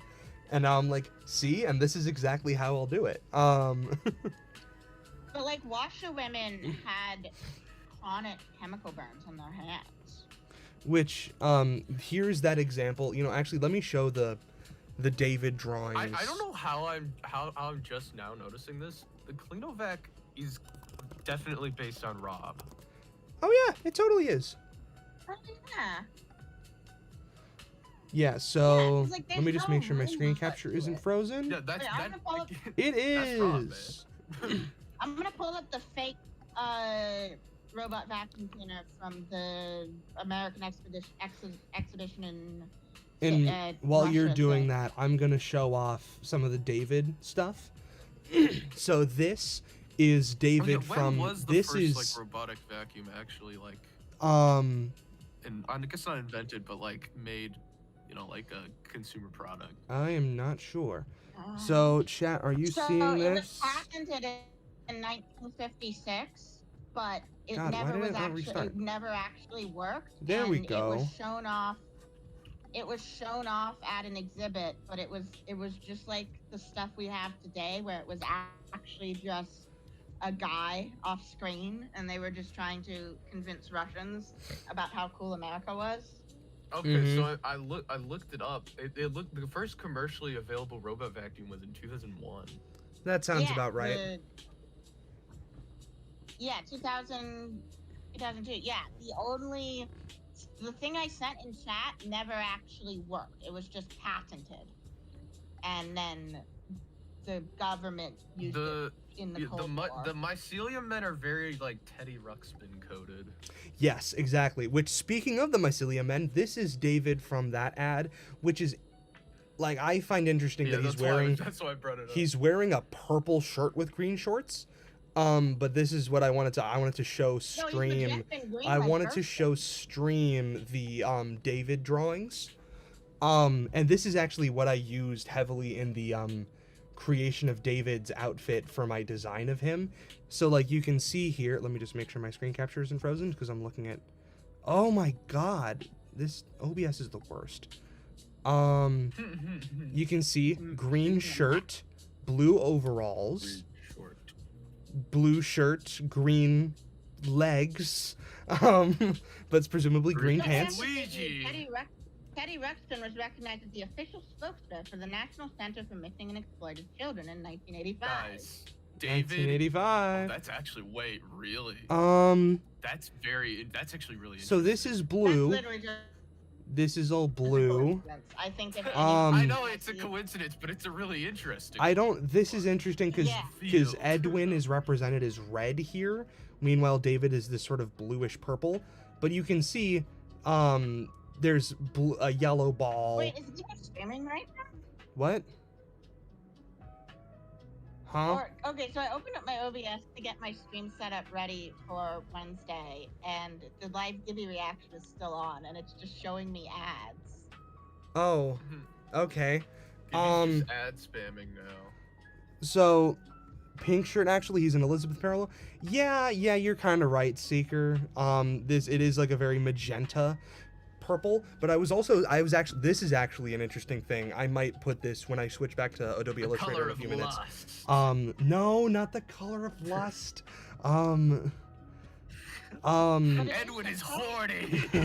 So this is also showing, wait, this is actually, no, that's not it. This is the Jest cereal ad, which has blonde Fiona, orange dress, red shirt, blonde David, which, like, this is all just wrong coloring. And I hesitate to say wrong coloring, because I said that with Henry, and then I was proven wrong. Every use of the Jest has always been the kind of the odd one out for me, because it's not Fiona's design, and it's not Edwin's invention. It's just some random thing. Which one? Jest cereal. Yeah, what the hell is Jest cereal? It's a cereal with little pranks inside of it. So, like, that's not an invention. That's just like, specifically because how we know what it is because in the return letter, because there's basically one of those for every Murray co-invention. And Jest cereals, which is also shown to be purple, green, and yellow, purple, green, and yellow cereal, not like the pink and yellow lime green that's shown on the Jest cereal mascot, but purple, green, and yellow. Which, in addition to being Mardi Gras colors, are interesting. Are you sure those aren't the colors that the actual suit is? No, I'm just saying. No. These colors, the magenta and lime green, this is what the mascot costume does look like. I'm just saying the mascot costume doesn't match the cereal. That's yellow and purple. This is magenta and lime green. Either way, not what I'm talking about. That was just an incidental thing. So, what it's meant to show is that David and all of his stuff represents himself as blue and green. And then here, I do think it's interesting that also there's a purple crayon shown, but it's never used. That's just, this is also not canon. This is a Happy Father's Day thing, probably a steel wool post. Yeah, another thing, Cleanovac, green, blue. That's so sad, actually, that Steel posted this. What, of Happy Father's Day? Because, yeah, they're like, both Happy Father's dead. Day. Let's remind you of a character who had a terrible father. Yeah, which also we love seeing. That's like worse we than love the seeing, Happy Father's Day Well, Vader okay, yeah. post. Why does David dress like Luigi? Because it's so, like, it's like realistic. Yeah. Also, we love orange Lu- hoodie. We love Luigi orange hoodie, David. Thank you for my orange. Kenny South Park. Yeah, it's orange and blue, which this is We really don't know just. it's David under there. I'll kill you with hammers. Oh, that one That's- is actually cute. I'm going on a Well, Yeah. weird M1's tangent. standing over there, but M2's the one wearing the parka. But also Oh yeah, you're right. Edwin. It could be M2. no, it's not M2. It's David. It's It's not, I David. know, but it's It's David. Because if it was M2, Edwin then got height M1. reduction Because if it was M2, M1 should also be wearing clothes. Nah, Right. M1's a nudist. that Wait, is that's actually something I bring up in the true. fic, that David eventually comes to prefer M1 to not wear clothes, and the theme is like, David actually loves M1 for who she is. Yeah. But it is also just me trying to find a reason to explain why she doesn't wear clothes, even when Or she's it's pretending to be somehow Fiona. creep. M1 somehow looks What is this? creepier wearing clothes, though. Is Oh this yeah, that's just- the point. When I'm gonna write her wearing Fiona's clothes, it's gonna be creepy as hell. Why does it look like that? It's scary. Does it look like that? Why does it look like that? Oh, this is where we see. Okay, so the place where we see this photo in game is in one of the birthday film reels, and I think that's also where we see. Let me just find Which one? Edwin. So I should still be screen sharing. Let me just make sure that didn't break. Okay, the screen share broke. Hold on, let me fix it. Oh, Chad is confused about what the hell we're talking about. The colors David is. The colors, Just David. to be Yeah, We're just absolutely looking at sure. we're literally just looking at random images of David. yeah. I'm just looking at all the To be canon. absolutely sure, Basically. you I'm just can't looking at all the see- canon representations of David that we have. So Just yeah. to prove the point that if they wanted him to be the vengeful spirit, they would have designed him differently. yeah. So this image, with Fiona, Edwin, and David, where we actually see baby David, and he has heterochromia. I've proven it multiple times. So we see that in the third birthday film reel, and then we see the wedding photo in the one where Fiona says, "That's great, honey, but you're missing the party." So yeah. Anyway, back to drawing. I will say there's only one good thing about this Pinky Pills artwork, is that you get a really good look at the color of William Afton's eyes. Oh, what color are they? I Gray. didn't notice They're when I was like looking. it's sort of a very gray, but there's like a little bit of green to it too. Yeah. I mean, like I said, I find it I very would- creepy, and this is horror. It's supposed to be creepy, except for what we know about the author, Yep. artist. Yeah. And also, it would have made those DVD debates even more insufferable. Speaking Yeah, I of would have. Dead by Daylight, I mentioned the glitch I see earlier this stream,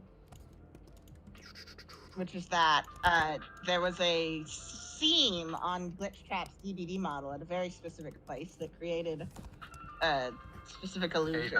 Oh yeah. Yeah, and they called it the The glitch glussy, Ussie. the glussy, if you will. The glitch Ussie. Yeah. This just needs to be a regular. And then the annoying debate has to be because actually I'm not going to talk about this on. Never mind. Oh, was it just the like I hands? mean, Because DBD fans didn't know FNAF. There was and drama. Well, because DBD fans No, who didn't okay, so it has to be- DBD fans who didn't know FNAF just assumed that Springtrap also like molested children, right? No, it's the other way around. It's that people were making memes about him like meeting Freddy Krueger and then being disgusted when he finds out what Freddy Krueger does, which is Oh, molest children. yes. But then the arguments was people were saying he enslaves the immortal souls of children. I don't think he'd care. Hmm. No, I mean, I don't he think would he'd care. be like, "Oh my god, you monster!" But like,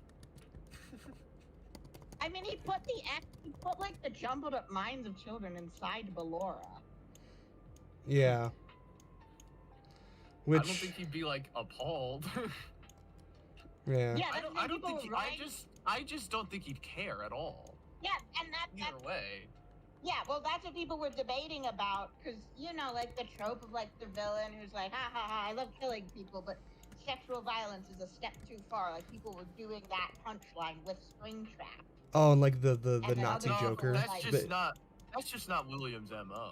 Yeah, and then other people are like, no, that doesn't make sense, because like the reason that is bad is because it's denying children their autonomy and traumatizing them. And that is his And whole William- thing. I was like, okay with that. And then you kind of get in a situation. You somehow found a new way to humiliate, to You to kind of like, degrade, to destroy. yeah, and then you kind of end up in a situation where you end up writing yourself into a corner where you feel like you have to take a stance on if both were real, which one would be worse, which you don't want to do. Yeah.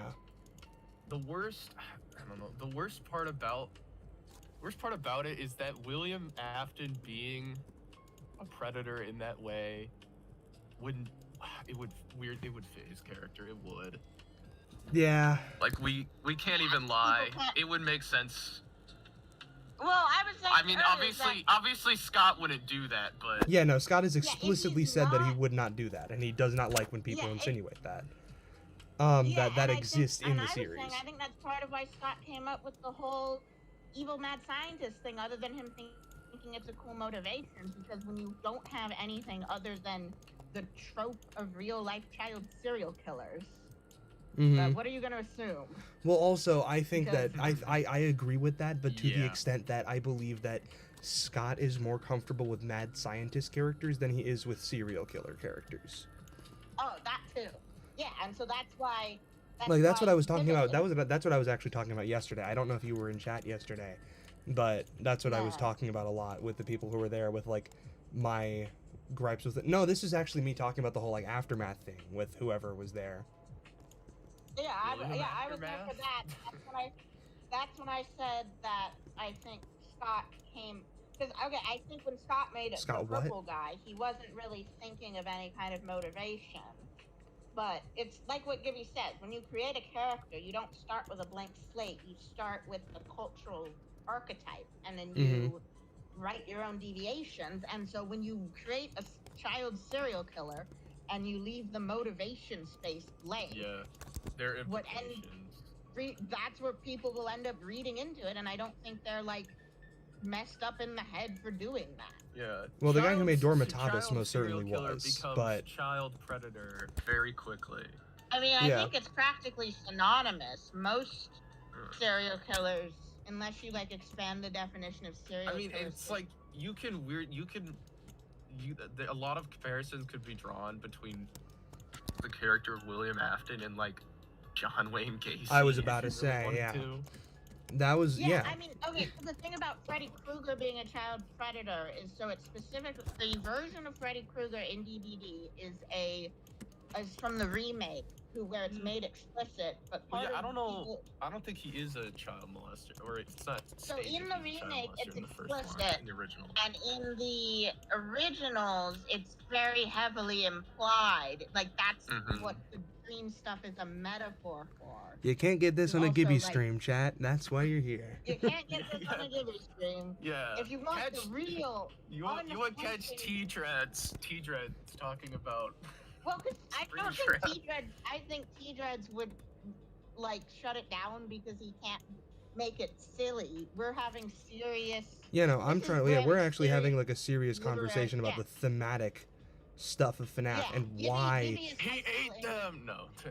Oh god, no, we're not. I actually watched the 12-man tapes. Like when I had a sleepover with my friend in like high school, we were like, let's like watch some fun analog horror stuff, and I showed him the Mandela catalog because I was like, oh, the Mandela catalog is so cool. And then the 12-man tapes came up on autoplay, and so I was like, he ate them. what are these? What are these? And then we were like, what the fuck is going on?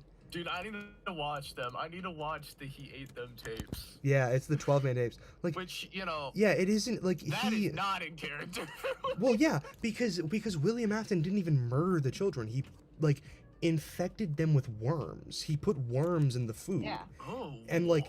yeah, no, actually one of the big how you learn that the kids are dying is it's not even from William's perspective.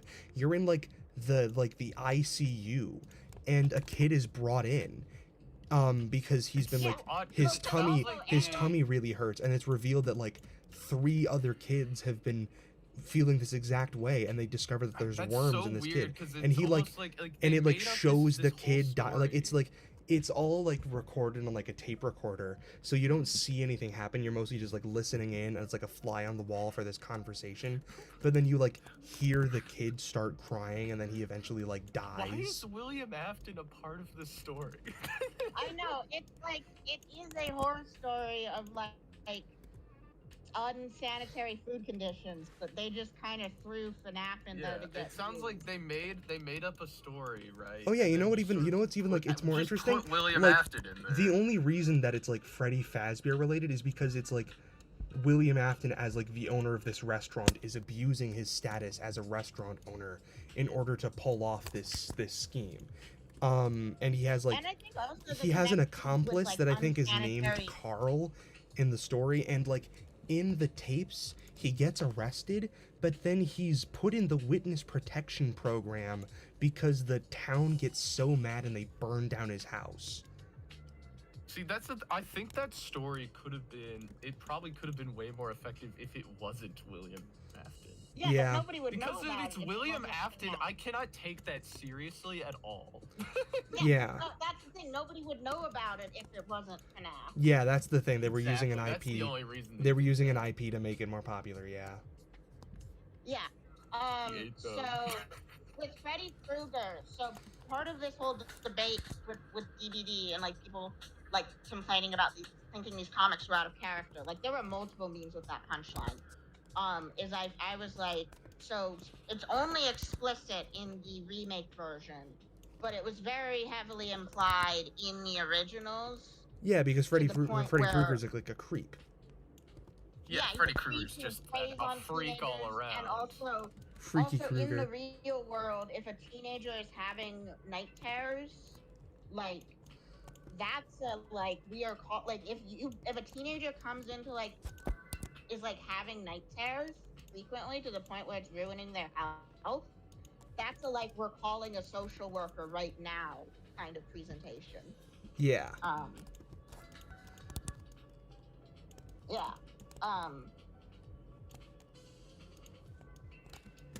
So yeah, that's how did we get here again? Oh, it was through the Susie art. We were The looking Susie at art. It was through the Susie art. Yeah, And it's yeah. why would she draw William Afton doing that? Oh And my it's God. because she has drawn William I always Afton want to doing say that. Lady Fizzy, And then worse. but it's Pinky Pills. I think they did the same Yeah. thing. They both made yeah. they both either Okay, wrote or well- made art of William Afton being a pedophile. See, Oh, I okay, didn't so know the it was difference William Afton is specifically, It though, was- officially working for Scott. Yes, Pinky Pills made a comic where that's part of William's character. She in it and I it think really, I think don't think there was Lady really Fizzy, anything too terribly yeah, wrong with one what of she did. It them was one just, of them was sort of bad form to do that while working for Yeah, Scott. yeah, and one Yeah, of I them, don't I know think the Lady details Fizzy of it. used she didn't use William Afton because I think it was in the earlier days, but she made a fan version of William Afton like a purple guy character, like what Yeah. Dormatabus did. I mean, from what I know, Lady Fizzy just kind of is a path. Yes, which is also what I mean, that's the Dormatabus thing did. with like, there's nothing wrong with writing, Dormitibus. exploring it in that way, but watch out, you're not all Nabokov. Some of you are Hubert Humphrey. Nabokov is the guy who wrote Lolita, right? Nabokov's the guy who wrote Lolita. Hubert Lolita. Humphrey Is the character in narrator Lolita, of right? Okay. Yes. Yeah. And, Humbert like- Humdinger. I think. Like Nabokov wrote it. He's like, I want to explore how predator, like what goes on in the mind of a predator. Like he was inspired after like someone in his community was outed, is when he's like, I want to explore like how they justify it to themselves and others, and like what they get away with. And he wrote someone who, even though he is so obviously an unreliable narrator, managed to convince so many gullible readers, because people are not actually People are very stupid. vulnerable to charismatic. Lolita terrible is a love story. Yep, there's a They're lot of genuinely that. like there are genuinely people out there, Yeah. 'Cause, people who like, are given money to make movies about. Yeah, because a charismatic white man can get that far, and Nabokov, because of those movies, like, okay, Hold on. Once again, Day Shifted Freddy's remains goated. Truth nuke. Yeah. Truth nuke. Day Shifted Um, Freddy's is so good. I only recently learned that Jay Shifted Freddy's was based on Blackfoot Ferret's theory. Yes. Wait, really? Yeah, it is. Yeah, because like, Blackfoot Ferret's the guy who made. Who's the one who made Glue Theory? Blackfoot Ferret thinks that Henry is Foxy Bro, Mm-hmm. and that there are fourth closet robots of like every character in the franchise. Oh, Yeah. I mean, there are cyborgs and dead people everywhere in Day Shift. And, Yeah. and Henry is William's son. Oh, whoa. And Yeah, because Henry Day is Shift a- because Day Shift Henry is in William's evil mentor. Yes, and the well, weird yeah, thing I is know part of Blackfoot Ferret's theories is that William is not evil and Henry did all the murders. Yeah. Yeah, so the Taking funny Henry thing is frame Day theory in a Shift completely different managed to direction. kind of predict another David, because William Afton changes his name to Dave Miller because he really wants Henry to try to replace Henry Miller's dead son. Mm-hmm. And Henry Miller does not give a shit. Henry Miller is canonically the most evil man in the universe Yeah. because of all those cyborgs. Like, and also, like, they have kill counts in the double digits, the both of them. Yeah. Well, I mean, in the games, like, you can have a kill count in the double digits as Jack Kennedy. God. Yeah. Now I just want to talk about Blackfoot Ferret because his theories are so fun. Honestly, I haven't. I actually also, don't like, know too much. I Foxy actually Bro- don't know Foxy too much Bro about is Blackfoot not Ferret, so even- feel Foxy free, Bro's not even educate real me. in Day Shift. Foxy Bro is also a cyborg that is created to give phone guys the illusion of having a family. Mm-hmm. So yeah, educate me on Blackfoot Ferret because I actually don't know too much about him, Blackfoot other than like Ferret, other than been like T-Dreads a making fun of theorist him. for like years at this point. They have a lot of they are probably the most crackpot theorist out there. Like actual just like bordering on schizo posting sometimes. I'm not gonna lie. That's what I've heard. Like, he's got like a whole website where he like details all this stuff. It's a lot. But Oh, I'll boy. just give you a quick rundown of some of his theories. Also, when JJ is the game's equivalent of the Ella doll. Okay. Let's see. I'm looking at the family tree right now. So William is the grandfather, right?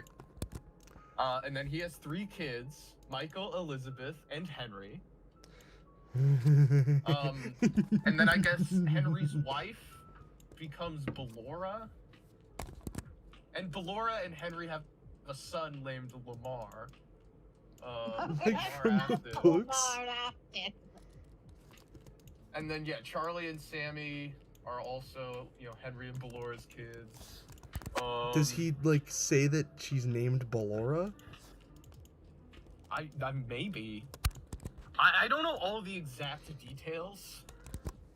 You know, Dear it's like God. there's like it's you know I'd have to watch hours and hours of videos from this man to understand. Which I don't what feel he's like, talking about. based on the vibe I'm getting, I don't feel like that's good for anyone's mental health. The Afton family Horcruxes. Oh, I mean, I could read out the timeline he made. I mean, Horcruxes are actually it's in a doozy. This is actually something that I didn't even think about. And it was while I was watching T-Dreads' like going over William Afton's character stream while I was driving home from college. And he like mentioned how in an interview Matthew Lillard mentioned that like Scott and Emma Tammy told him specifically that he was the Voldemort of FNAF.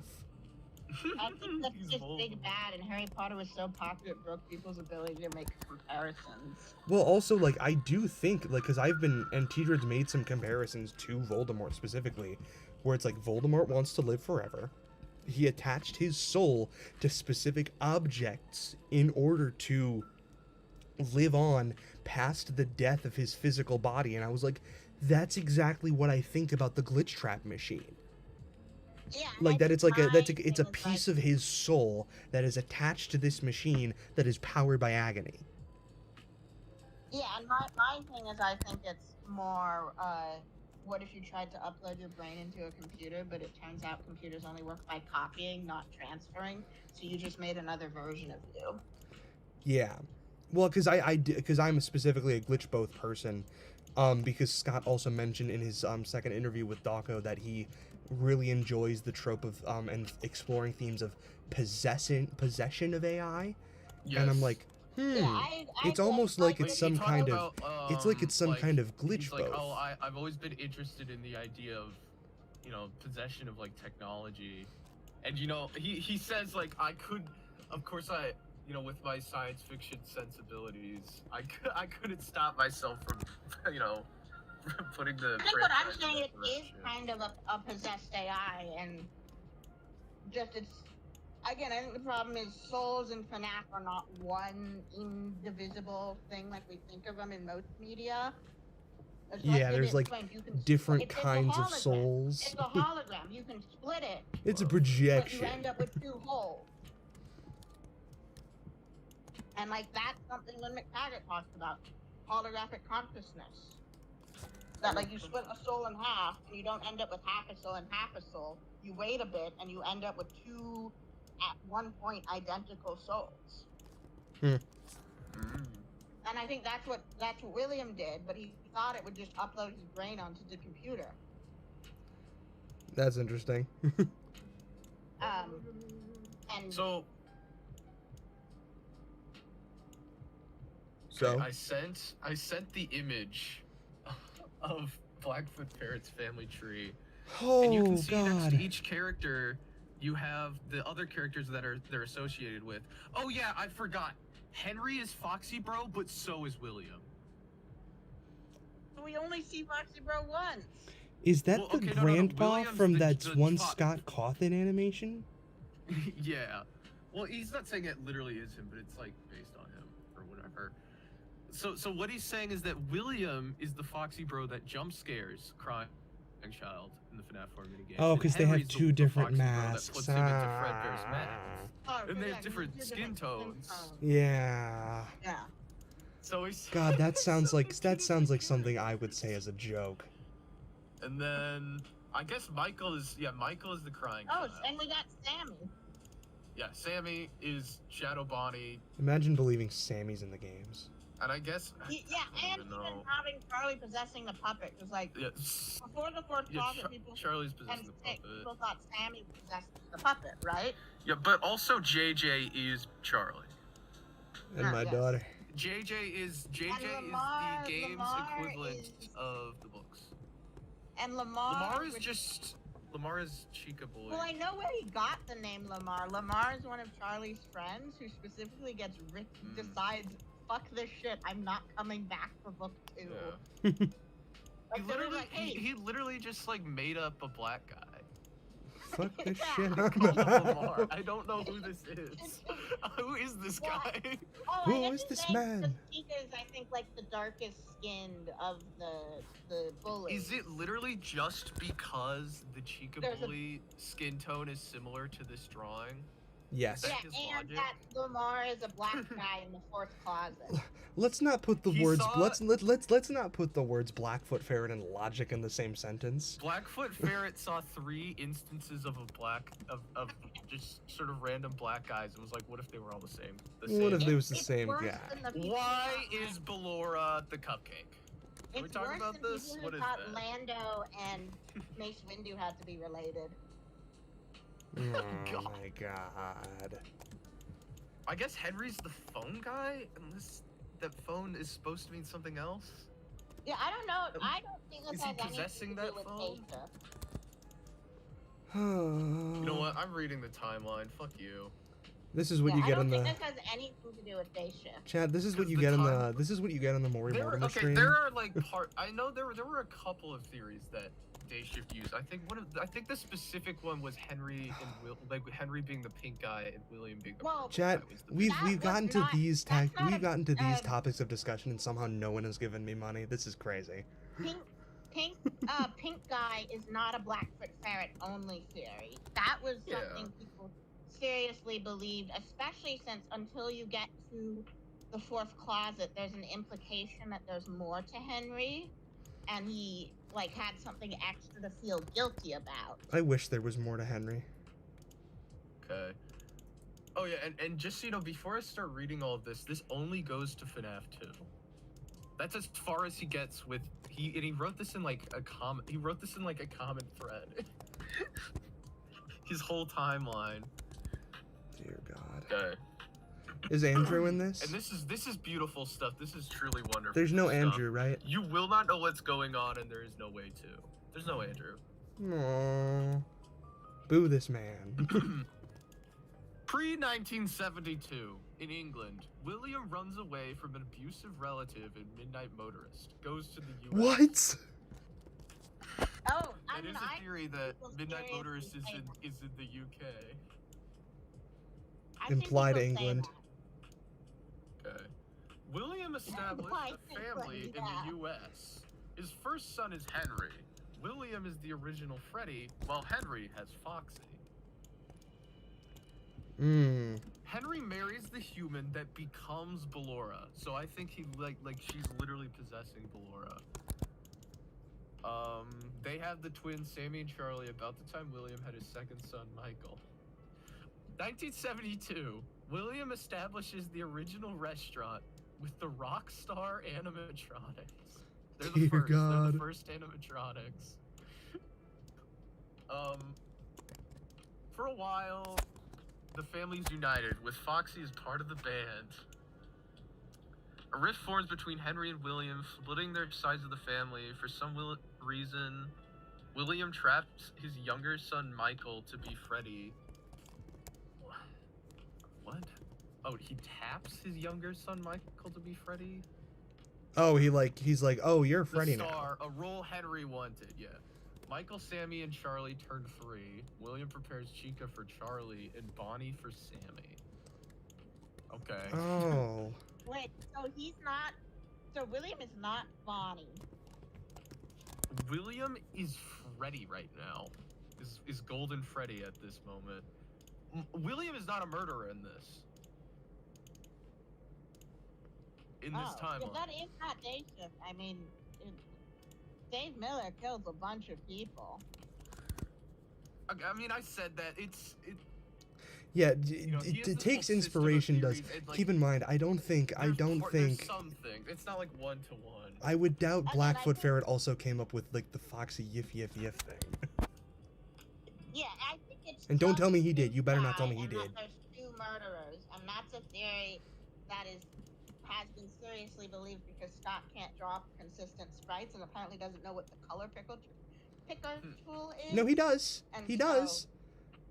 Because the Well, wall why- code. Because why- the wall code in FNAF 3 is the hex code for the save them sprite. Yeah. So he's really just So yeah, William is just like handing out animatronics. Scott's to just all being a little these kids silly and with it. grandkids. God forbid a white boy At be a the little party, silly. Michael received Freddy. Sammy is afraid of the animatronics and doesn't attend. A little Charlie bit. wanted to join the part and to bond with Chica, but Michael and the other children lock her out. Michael kills Charlie. Oh my god, did I just finish the line art for Moon? Oh, I need to do the stars. Well, that's fine. Henry sees this and flies into a rage. He decides to both ensure his daughter's robotic immortality and get revenge on William and Michael by stabbing Charlie with a silver knife, absorbing most of her remnant, then putting that knife into JJ, the game's equivalent of Ella, turning that part of his daughter into an android child. Dear God. And that's So how we he adapt stabs Charlie bots.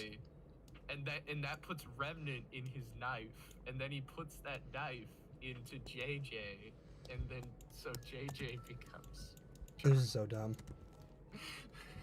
Usually I don't like saying that about puppet. theories. This is dumb. This is dumb. No, this is like I said, this is schizo posted.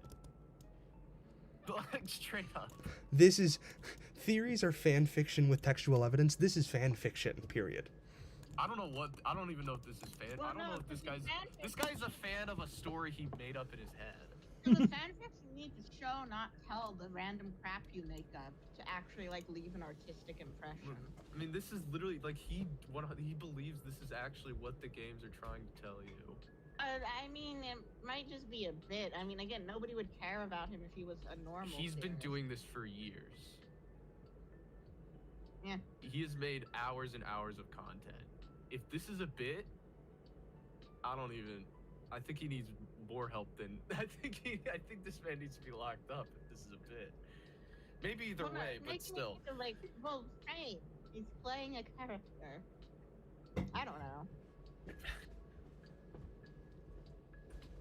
I don't know. And I do not know how he came to most of these conclusions. I would. Oh God, really- Secret I would, Comfiness you know, Black at for some Ferret is point, just like me, for real, I for real. would actually Truer words have like- never I been would spoken, actually Seeker. like to sit down and go through his videos just to see how this came about. You can do that on your stream.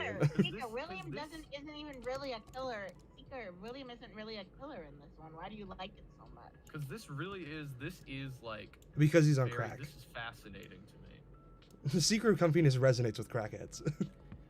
Oh yeah. Screen is wait, frozen. Or Damn the it! kindred spirit. Okay, Hold I'm sorry, on. guys, we're not even close to done with this. Oh boy. Okay, let's keep going. It'll William's probably end up puppet being that run once out you're and done with this, I'll absorbs the unstream. rest of Charlie's remnant. William extracts some of this to make young Elizabeth. So he extracts remnant from the puppet to make the young Elizabeth bot. The puppet and its Okay. supernatural floating already had some of William's remnant in it. Well, Which is I how mean, which is how is- Elizabeth gets her English accent growing up in the U.S. I think Elizabeth is a robot from the start. So Elizabeth he gains a uses- remnant so Elizabeth accent. is a robot with a combination of Charlie and William's remnant. And the reason Elizabeth has an English accent is because she has William's remnant. That's amazing. Holy pig. Holy pig. Again, I mean, I think if you actually wrote this as a real thing and not just a summary, if you pulled it off right, it could be good. If you present it, this would have to be like a 10-hour video. If it's to even like try to make this make sense. The I long mean, slop overlords. I guess he has evidence for all this. Like, there's a reason he believes all this. I would like to know what it is. Quotation marks reason. Well, William hid the true power of his robots, presenting them to the world as cheesy pizza mascots that only pretended to be alive. Henry went out into the world and flaunted what robotic knowledge he's managed to learn so far to create Fazbear Entertainment, an unscrupulous company narrowly focused on making money instead of protecting the family. He just makes Henry William for some reason. I don't know Yeah, why. he takes all of the like novel parallels that he could do for William and just adds I them don't to know Henry. if it's like if William's just like his little Glorbo, he doesn't want to make him a child murderer. I don't know what He's it is. just like the cops in the Silver Eyes. He hates Henry's autistic swag. Meanwhile, William's place struggled for years to stay open, but no other company was willing to help them. Okay, he's Edwin now. His name is Edwin. Wait, he is! Wait, what the Wait, just as William was ready to declare bankruptcy, Henry, the local entrepreneur, swooped in and bought out Afton Robotics, forming FEAR, Fear. Fear? What is this Yeah. from? Fazbear Entertainment, Afton Robotics, Fear. Oh, God. That's Henry some takes his dumb place at the shit. head of the family by force and systematically sets out twisting William's benevolent work into monsters that steal souls rather than protect them. Or Starting maybe with he's only read Baby. the first part of the Silver Eyes. Okay, and so the then- implication is he bases a lot of this on the fourth closet. So that'd be kind of crazy if he had But also by not actually read the understanding novels. yeah. He says. So it says that, yeah. So William was making Baby for Elizabeth, but not like as a murder robot. Henry made Circus Baby into a murder robot. Mm. Circus Baby's opens. William warns Elizabeth not to see Baby, the robot he supposedly made just for her. Oh, But she and that's does, why he becomes- says that? What is it? Oh my God. What? And that's why William said not to go near Yeah. Circus Baby. Because Oh. Henry made it evil. Isn't Elizabeth a robot kid now? I don't Yeah, know, I think man. Elizabeth's always been a robot kid. It becomes the one. I don't. I think that's what he said. It's hard to tell sometimes. Circus Baby closes, and Fredbear's is built around 1980. William is to Blackfoot Ferret what Elizabeth is to Seeker. Oh, Michael of had to course work you'd as a like night this. guard at Fredbear's, a temple to his jealous older brother, Henry. He hates it there. Oh right, Wait, Michael right, is Henry's William brother. is Henry's father. Yeah, you have to remember that Henry is William's son. Yeah, he's Yeah, Michael's so- brother. He is the third after So child. There is- William is letting himself get pushed around by his own son. Well, because his son Yeah, is more by his financially own successful. Evil son. Because Henry's more financially successful. Which is like the main inverse of the main character trait William Afton was introduced with. After giving Freddy to Michael, William adopted his own version of Foxy, which is what he was wearing when the cartoon Fredbear and Friends was created. Spring Bonnie does Why not. is So that Captain irrelevant? Foxy, Why is Captain that Foxy. relevant at all? I guess William is the pirate Foxy from Fredbear and Yeah, Friends. William's Captain Foxy then. Okay. Wait, Once- wait, I thought this was being written like Security Breach is out when this is being written? I don't know when this was written. I guess. I think so. He Like, just this made it guy's up. still He made it going. up. I think this. Let me check when this is from. Because this is someone reposted this onto Reddit. They Well, posted chat. this 5 years ago. Good news. This is probably actually going to be only 2 parts of Redesigning Moon. Because I'm already almost done with the line art. Once Fredbear's was established, Henry evolved into his adult form, the Cassette Man. Oh That's my such god. A funny way to Okay, word so what that. the what the Wait, what how what's is happening? Hold on, Henry a guys. robot? Guys. Or is this Guys, just weird guys. phrasing? I think um, it is just weird. So what's happening is this is what the what is. Once again, unsure if the screen capture is frozen. So I have in my OBS, I have macOS screen capture, which is specifically set to Adobe Illustrator, and occasionally I just need to restart the screen capture. And so that means that like my screen cap of Adobe Illustrator is frozen, but the Fugi Tech is just from Discord. That's just directly connected from Discord, and Fugi Tech's working just fine. I just need to troubleshoot. I've tried to troubleshoot and figure out what's wrong with Adobe Illustrator, but it's just not working. I'm pretty sure if I wasn't in a Discord call, it would be fine. Anyway, what were you guys saying about Blackfoot Ferret? Henry is evolving into the cassette man. Oh. Wait, Henry's still Which Cassette Man? Yeah. I don't know how. I don't want to know how. Man? What? So wait, who's Springtrap? He doesn't get that far. He gets to Cassette Man, but not Spring. Too. Because also this isn't like Day Shift where like the games don't happen at all. The games are part of this, right? Once So, Fredbear's was You established. think Henry gives the exact same monologue that he does in canon? Wait, no, he's literally evolving into a new form. Yeah, it's a new robot form. Wait, what? Oh yeah, William While his previous form now suffering from memory loss due to remnant drain, Huh. Yeah, which is why he can barely remember the name of Fredbear's. William made robots for all of his kids, and Henry is one of his kids. So Henry's just a faulty one robot of the kid. Henrys is Cassette Man, and one of them is Phone Guy.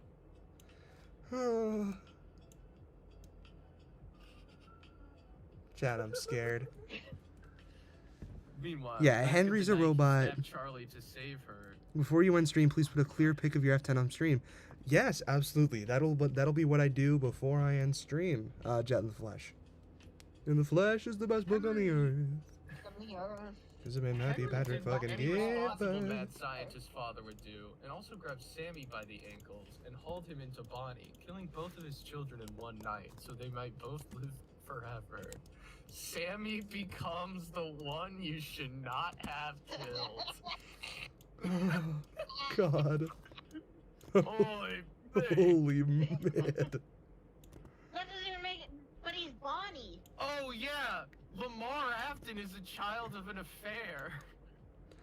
Not even holy mid, Seeing the holy ass. Seeing the brutality of her husband against their own children, Ballora sought comfort in another man's arms. Oh my So god. her name is Her Ballora. child Lamar. That's actually kind of racist tropes. Just a little bit, guys. Oh, that Just a is. little bit. That is just racist. Lamar inherits Rockstar Chica. The unused robot originally intended for Charlie. Over time, Michael, Sammy, and Lamar become friends. They are related. Wait, but isn't Sammy Bonnie already? No, Sammy's fucking dead. Who's Golden Freddy? Yeah. William? Sammy is Shadow Bonnie, and the one you should not have killed. Sammy's not possessing anything. As far as I'm aware. I guess he kind of jumps around, so I guess this might be before Sammy died. I have to believe this is a piece of performance art. No. Specifically the cause. No, Sammy should be dead at this point. Oh, I solved it. Unless Henry didn't actually. Yeah, no, he killed Sammy, so I don't. Wait, I thought Sammy William should not be alive at this point. No, Henry did. William doesn't kill anyone. So Henry killed Charlie and Sammy on the both night on the same On night. the both Henry night. is putting his siblings in animatronics. No. Charlie and Sammy are Henry's kids. They're William's grandkids. Oh. So he kills both of his kids at the same time, and then Ballora has an affair. Yeah, what's Okay, the situation here? I have to read this part because this is actually just based on nothing. Over time, Michael, Sammy, and Lamar become friends, forming the Mangle Marauders, as seen in the child pictures of FNAF 2. What are you talking about? Okay, he's just genuinely cracked out. He's saying the kids in the drawings in FNAF 2 are Michael, Sammy, and Lamar, and they have a little gang called the Mangle Marauders. I'm gonna look at the FNAF 2 drawings. We need more sincerity and originality like this in the world, and I mean that completely seriously. I don't disagree. Yeah. I mean, hey, I'm making Pregwin, so. I'm not gonna like. I mean, hey, I'm literally mad at this guy for making making Pregwin. this. Okay, Absol, are you looking at the stream? Oh. Okay, so Yeah, there's no. picture of the black kid that is Yeah, that's is- Lamar. Lamar. That is from a drawing of someone taking Mangle Yeah. apart. and then there's a kid in a That's green the shirt name. with Mango holding something. Oh wait, does he think Lamar is the protagonist of FNAF 6? So it has the picture of the but there's- bear guy. So and Absol, that's the Absol, Absol, same- Absol, can you there's- see the stream? Yeah. Currently, Yeah, I you're can. doing colors now. No, I'm not doing colors. I'm just seeing. Oh. Does this look like a better application of the Venus symbol? Because I have this sort of moon image, and I just Yeah. rotated it and put the Venus symbol in it. Also, I like that. because like no one donated, and I don't really care, I'm gonna show the glitch trap preview anyway. Yes. So first, I'm gonna show the Fiona design for Jet in the Flesh. So yeah, we officially have the completed line work for Moon, or Pregwin, or however. Peakwin. Peakwin, if you will. So this is Fiona, my darling. She never could be as good as the original. Which also, I've been toying around with potentially making this bit orange again. I'm just like, What are we making orange? It's never Um, over. this bit for Fiona. I can't see what you're pointing at because of the screen below. Oh God, is it The pauldrons see or it the now. corset? the pauldrons? No, I like them purple. Yeah, I think like the 'em. orange would just flash visually, and it would make the Whopper lights stand out less. Whopper, Yeah. Whopper. Yeah, I like the purple. Because actually, other option would be to make them Junior green, double triple Whopper. but then that I just, hate that song. yeah. I'm gonna message hate that Mrs. song? Trap If I make him that, green, oh yes, Yeah, get we're Mrs. Trap We're in showing your husband. here. People are adding Mrs. Trap in the chat. So, you know what? I'm actually just gonna make the shadow document.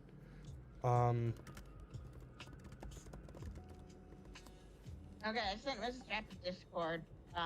If she misses it, can I send her the line art after the stream For what? for Glitch Trap?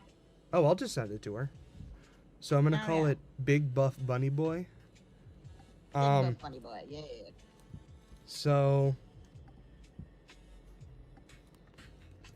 this is my design, Hannibal reference, for Glitch Trap.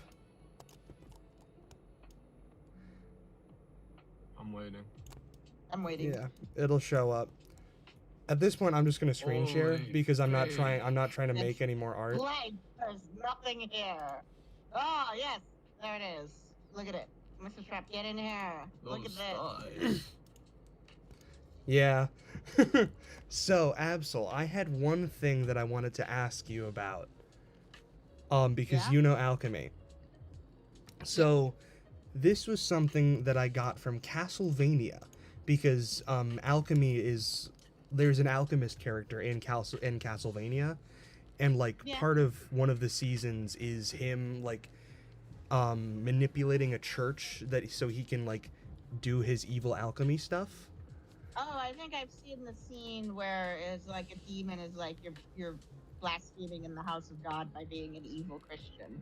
Yeah. But Yeah. specifically, I- there was an alchemical symbol that is, I believe it's the alchemical sign for sulfur, which is Yes. described as which is described as the Satan cross. And I looked it up because I was like, because I know I use the Venus symbol for Edwin, and for Moon, and I use the Mars symbol for Sun. And I Well- was like, the sulfur symbol is specifically like it's shown as a connotation of being a fusion of masculine and feminine, and I'm like, do you know anything more about this? Non-binary Sulfur- William Afton. Sulfur is actually masculine. It is masculine? Well, That would work. sulfur Yeah, is you can see. masculine, You can see. I mercury kind of is- just like scrawled it down on his hips, on his like little pelvis No, but piece. I think sulfur for glitch trap actually makes a lot of sense because one, this is Stinky. like the most the devil. masculine form of William. Yeah, you can tell by how big I made. I gave him Dorito body. Yeah, this is the masculine form of William, and sulfur is agony. Oh zoom in my on his God. crotch. Okay. Oh, What? of course you put the symbol. He's got like a succubus Well, yeah, because like I put the Tattoo. I put the Mars symbol on like near Yeah. where the penis would be. I put the Venus symbol a little higher where the womb would be. It's basic. It's But all that, very like, infinity symbol, that's not sulfur. the what? That infinity symbol is not sulfur. Yeah, it's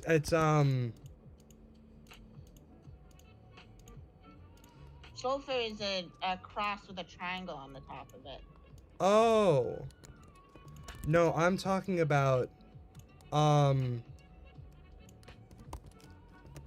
this. Oh, black sulfur. Yes, black sulfur. I'm on Wikipedia's Hold on, hold listed on, out hold on, chemical hold on, symbols. hold on.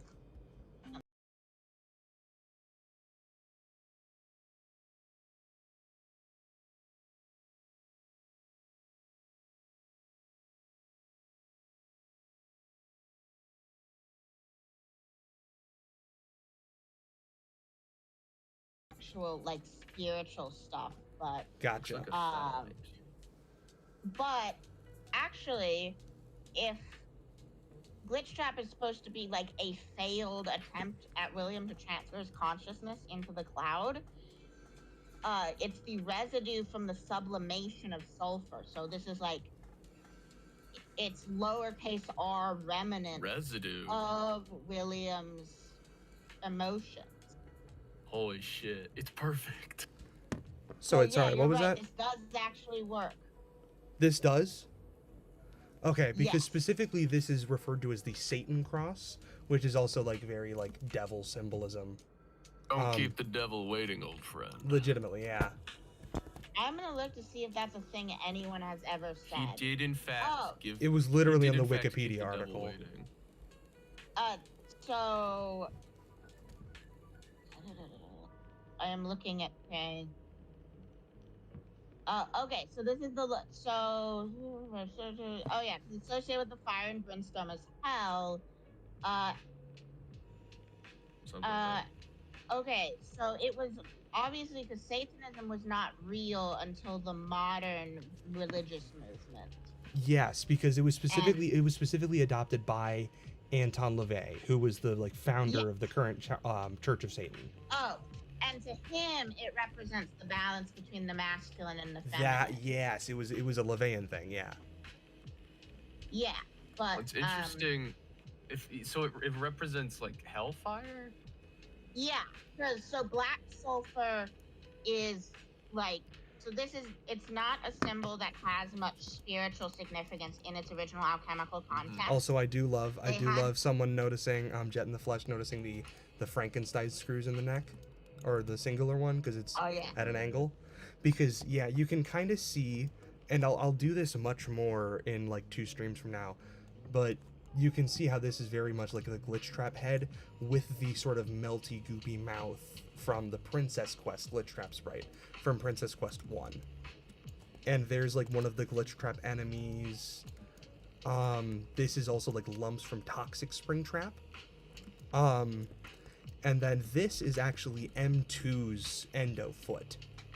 Yeah. Oh, I yes, was about to Mrs. say, is Trap, that a Mrs. mim- Trap, is let that me a just make mimic sure I my- see Mrs. Trap in his is here. stomach? Yes, okay. So I'm literally going to end stream after I show Mrs. Trap this because it is getting late. So here he is. But Behold. yeah, I think using the Leviathan class is actually a great 2 things at once Nice. because of all the hell stuff, but also sulfur is philosophical sulfur is basically just is like the closest to agony if you say that Mercury is remnant. Mm-hmm. Reminds you a And lot of Springtrap, it's- Mrs. Trap. Yep, it was on purpose. And it's the masculine aspect in the Yes. context of being sulfur. And in the alchemical context, black sulfur is just the left behind residue of the sublimation of sulfur. So, Okay, good to know. The remnant. The remnant. yeah, the lower, yes. So Okay, this all is right. actually, it works really well on both levels. Cool. I am just because like I know that like my parents like want me to be, because I have family to be considerate of. They want me to, you know, not be up until all hours of the night. So I'm like ending before 10:30. It's 10:17. All right. Yeah, with that, I'll catch you guys tomorrow for coloring in Moon. And yeah, see y'all on the flip side. See ya. All right, meat loafers, can you keep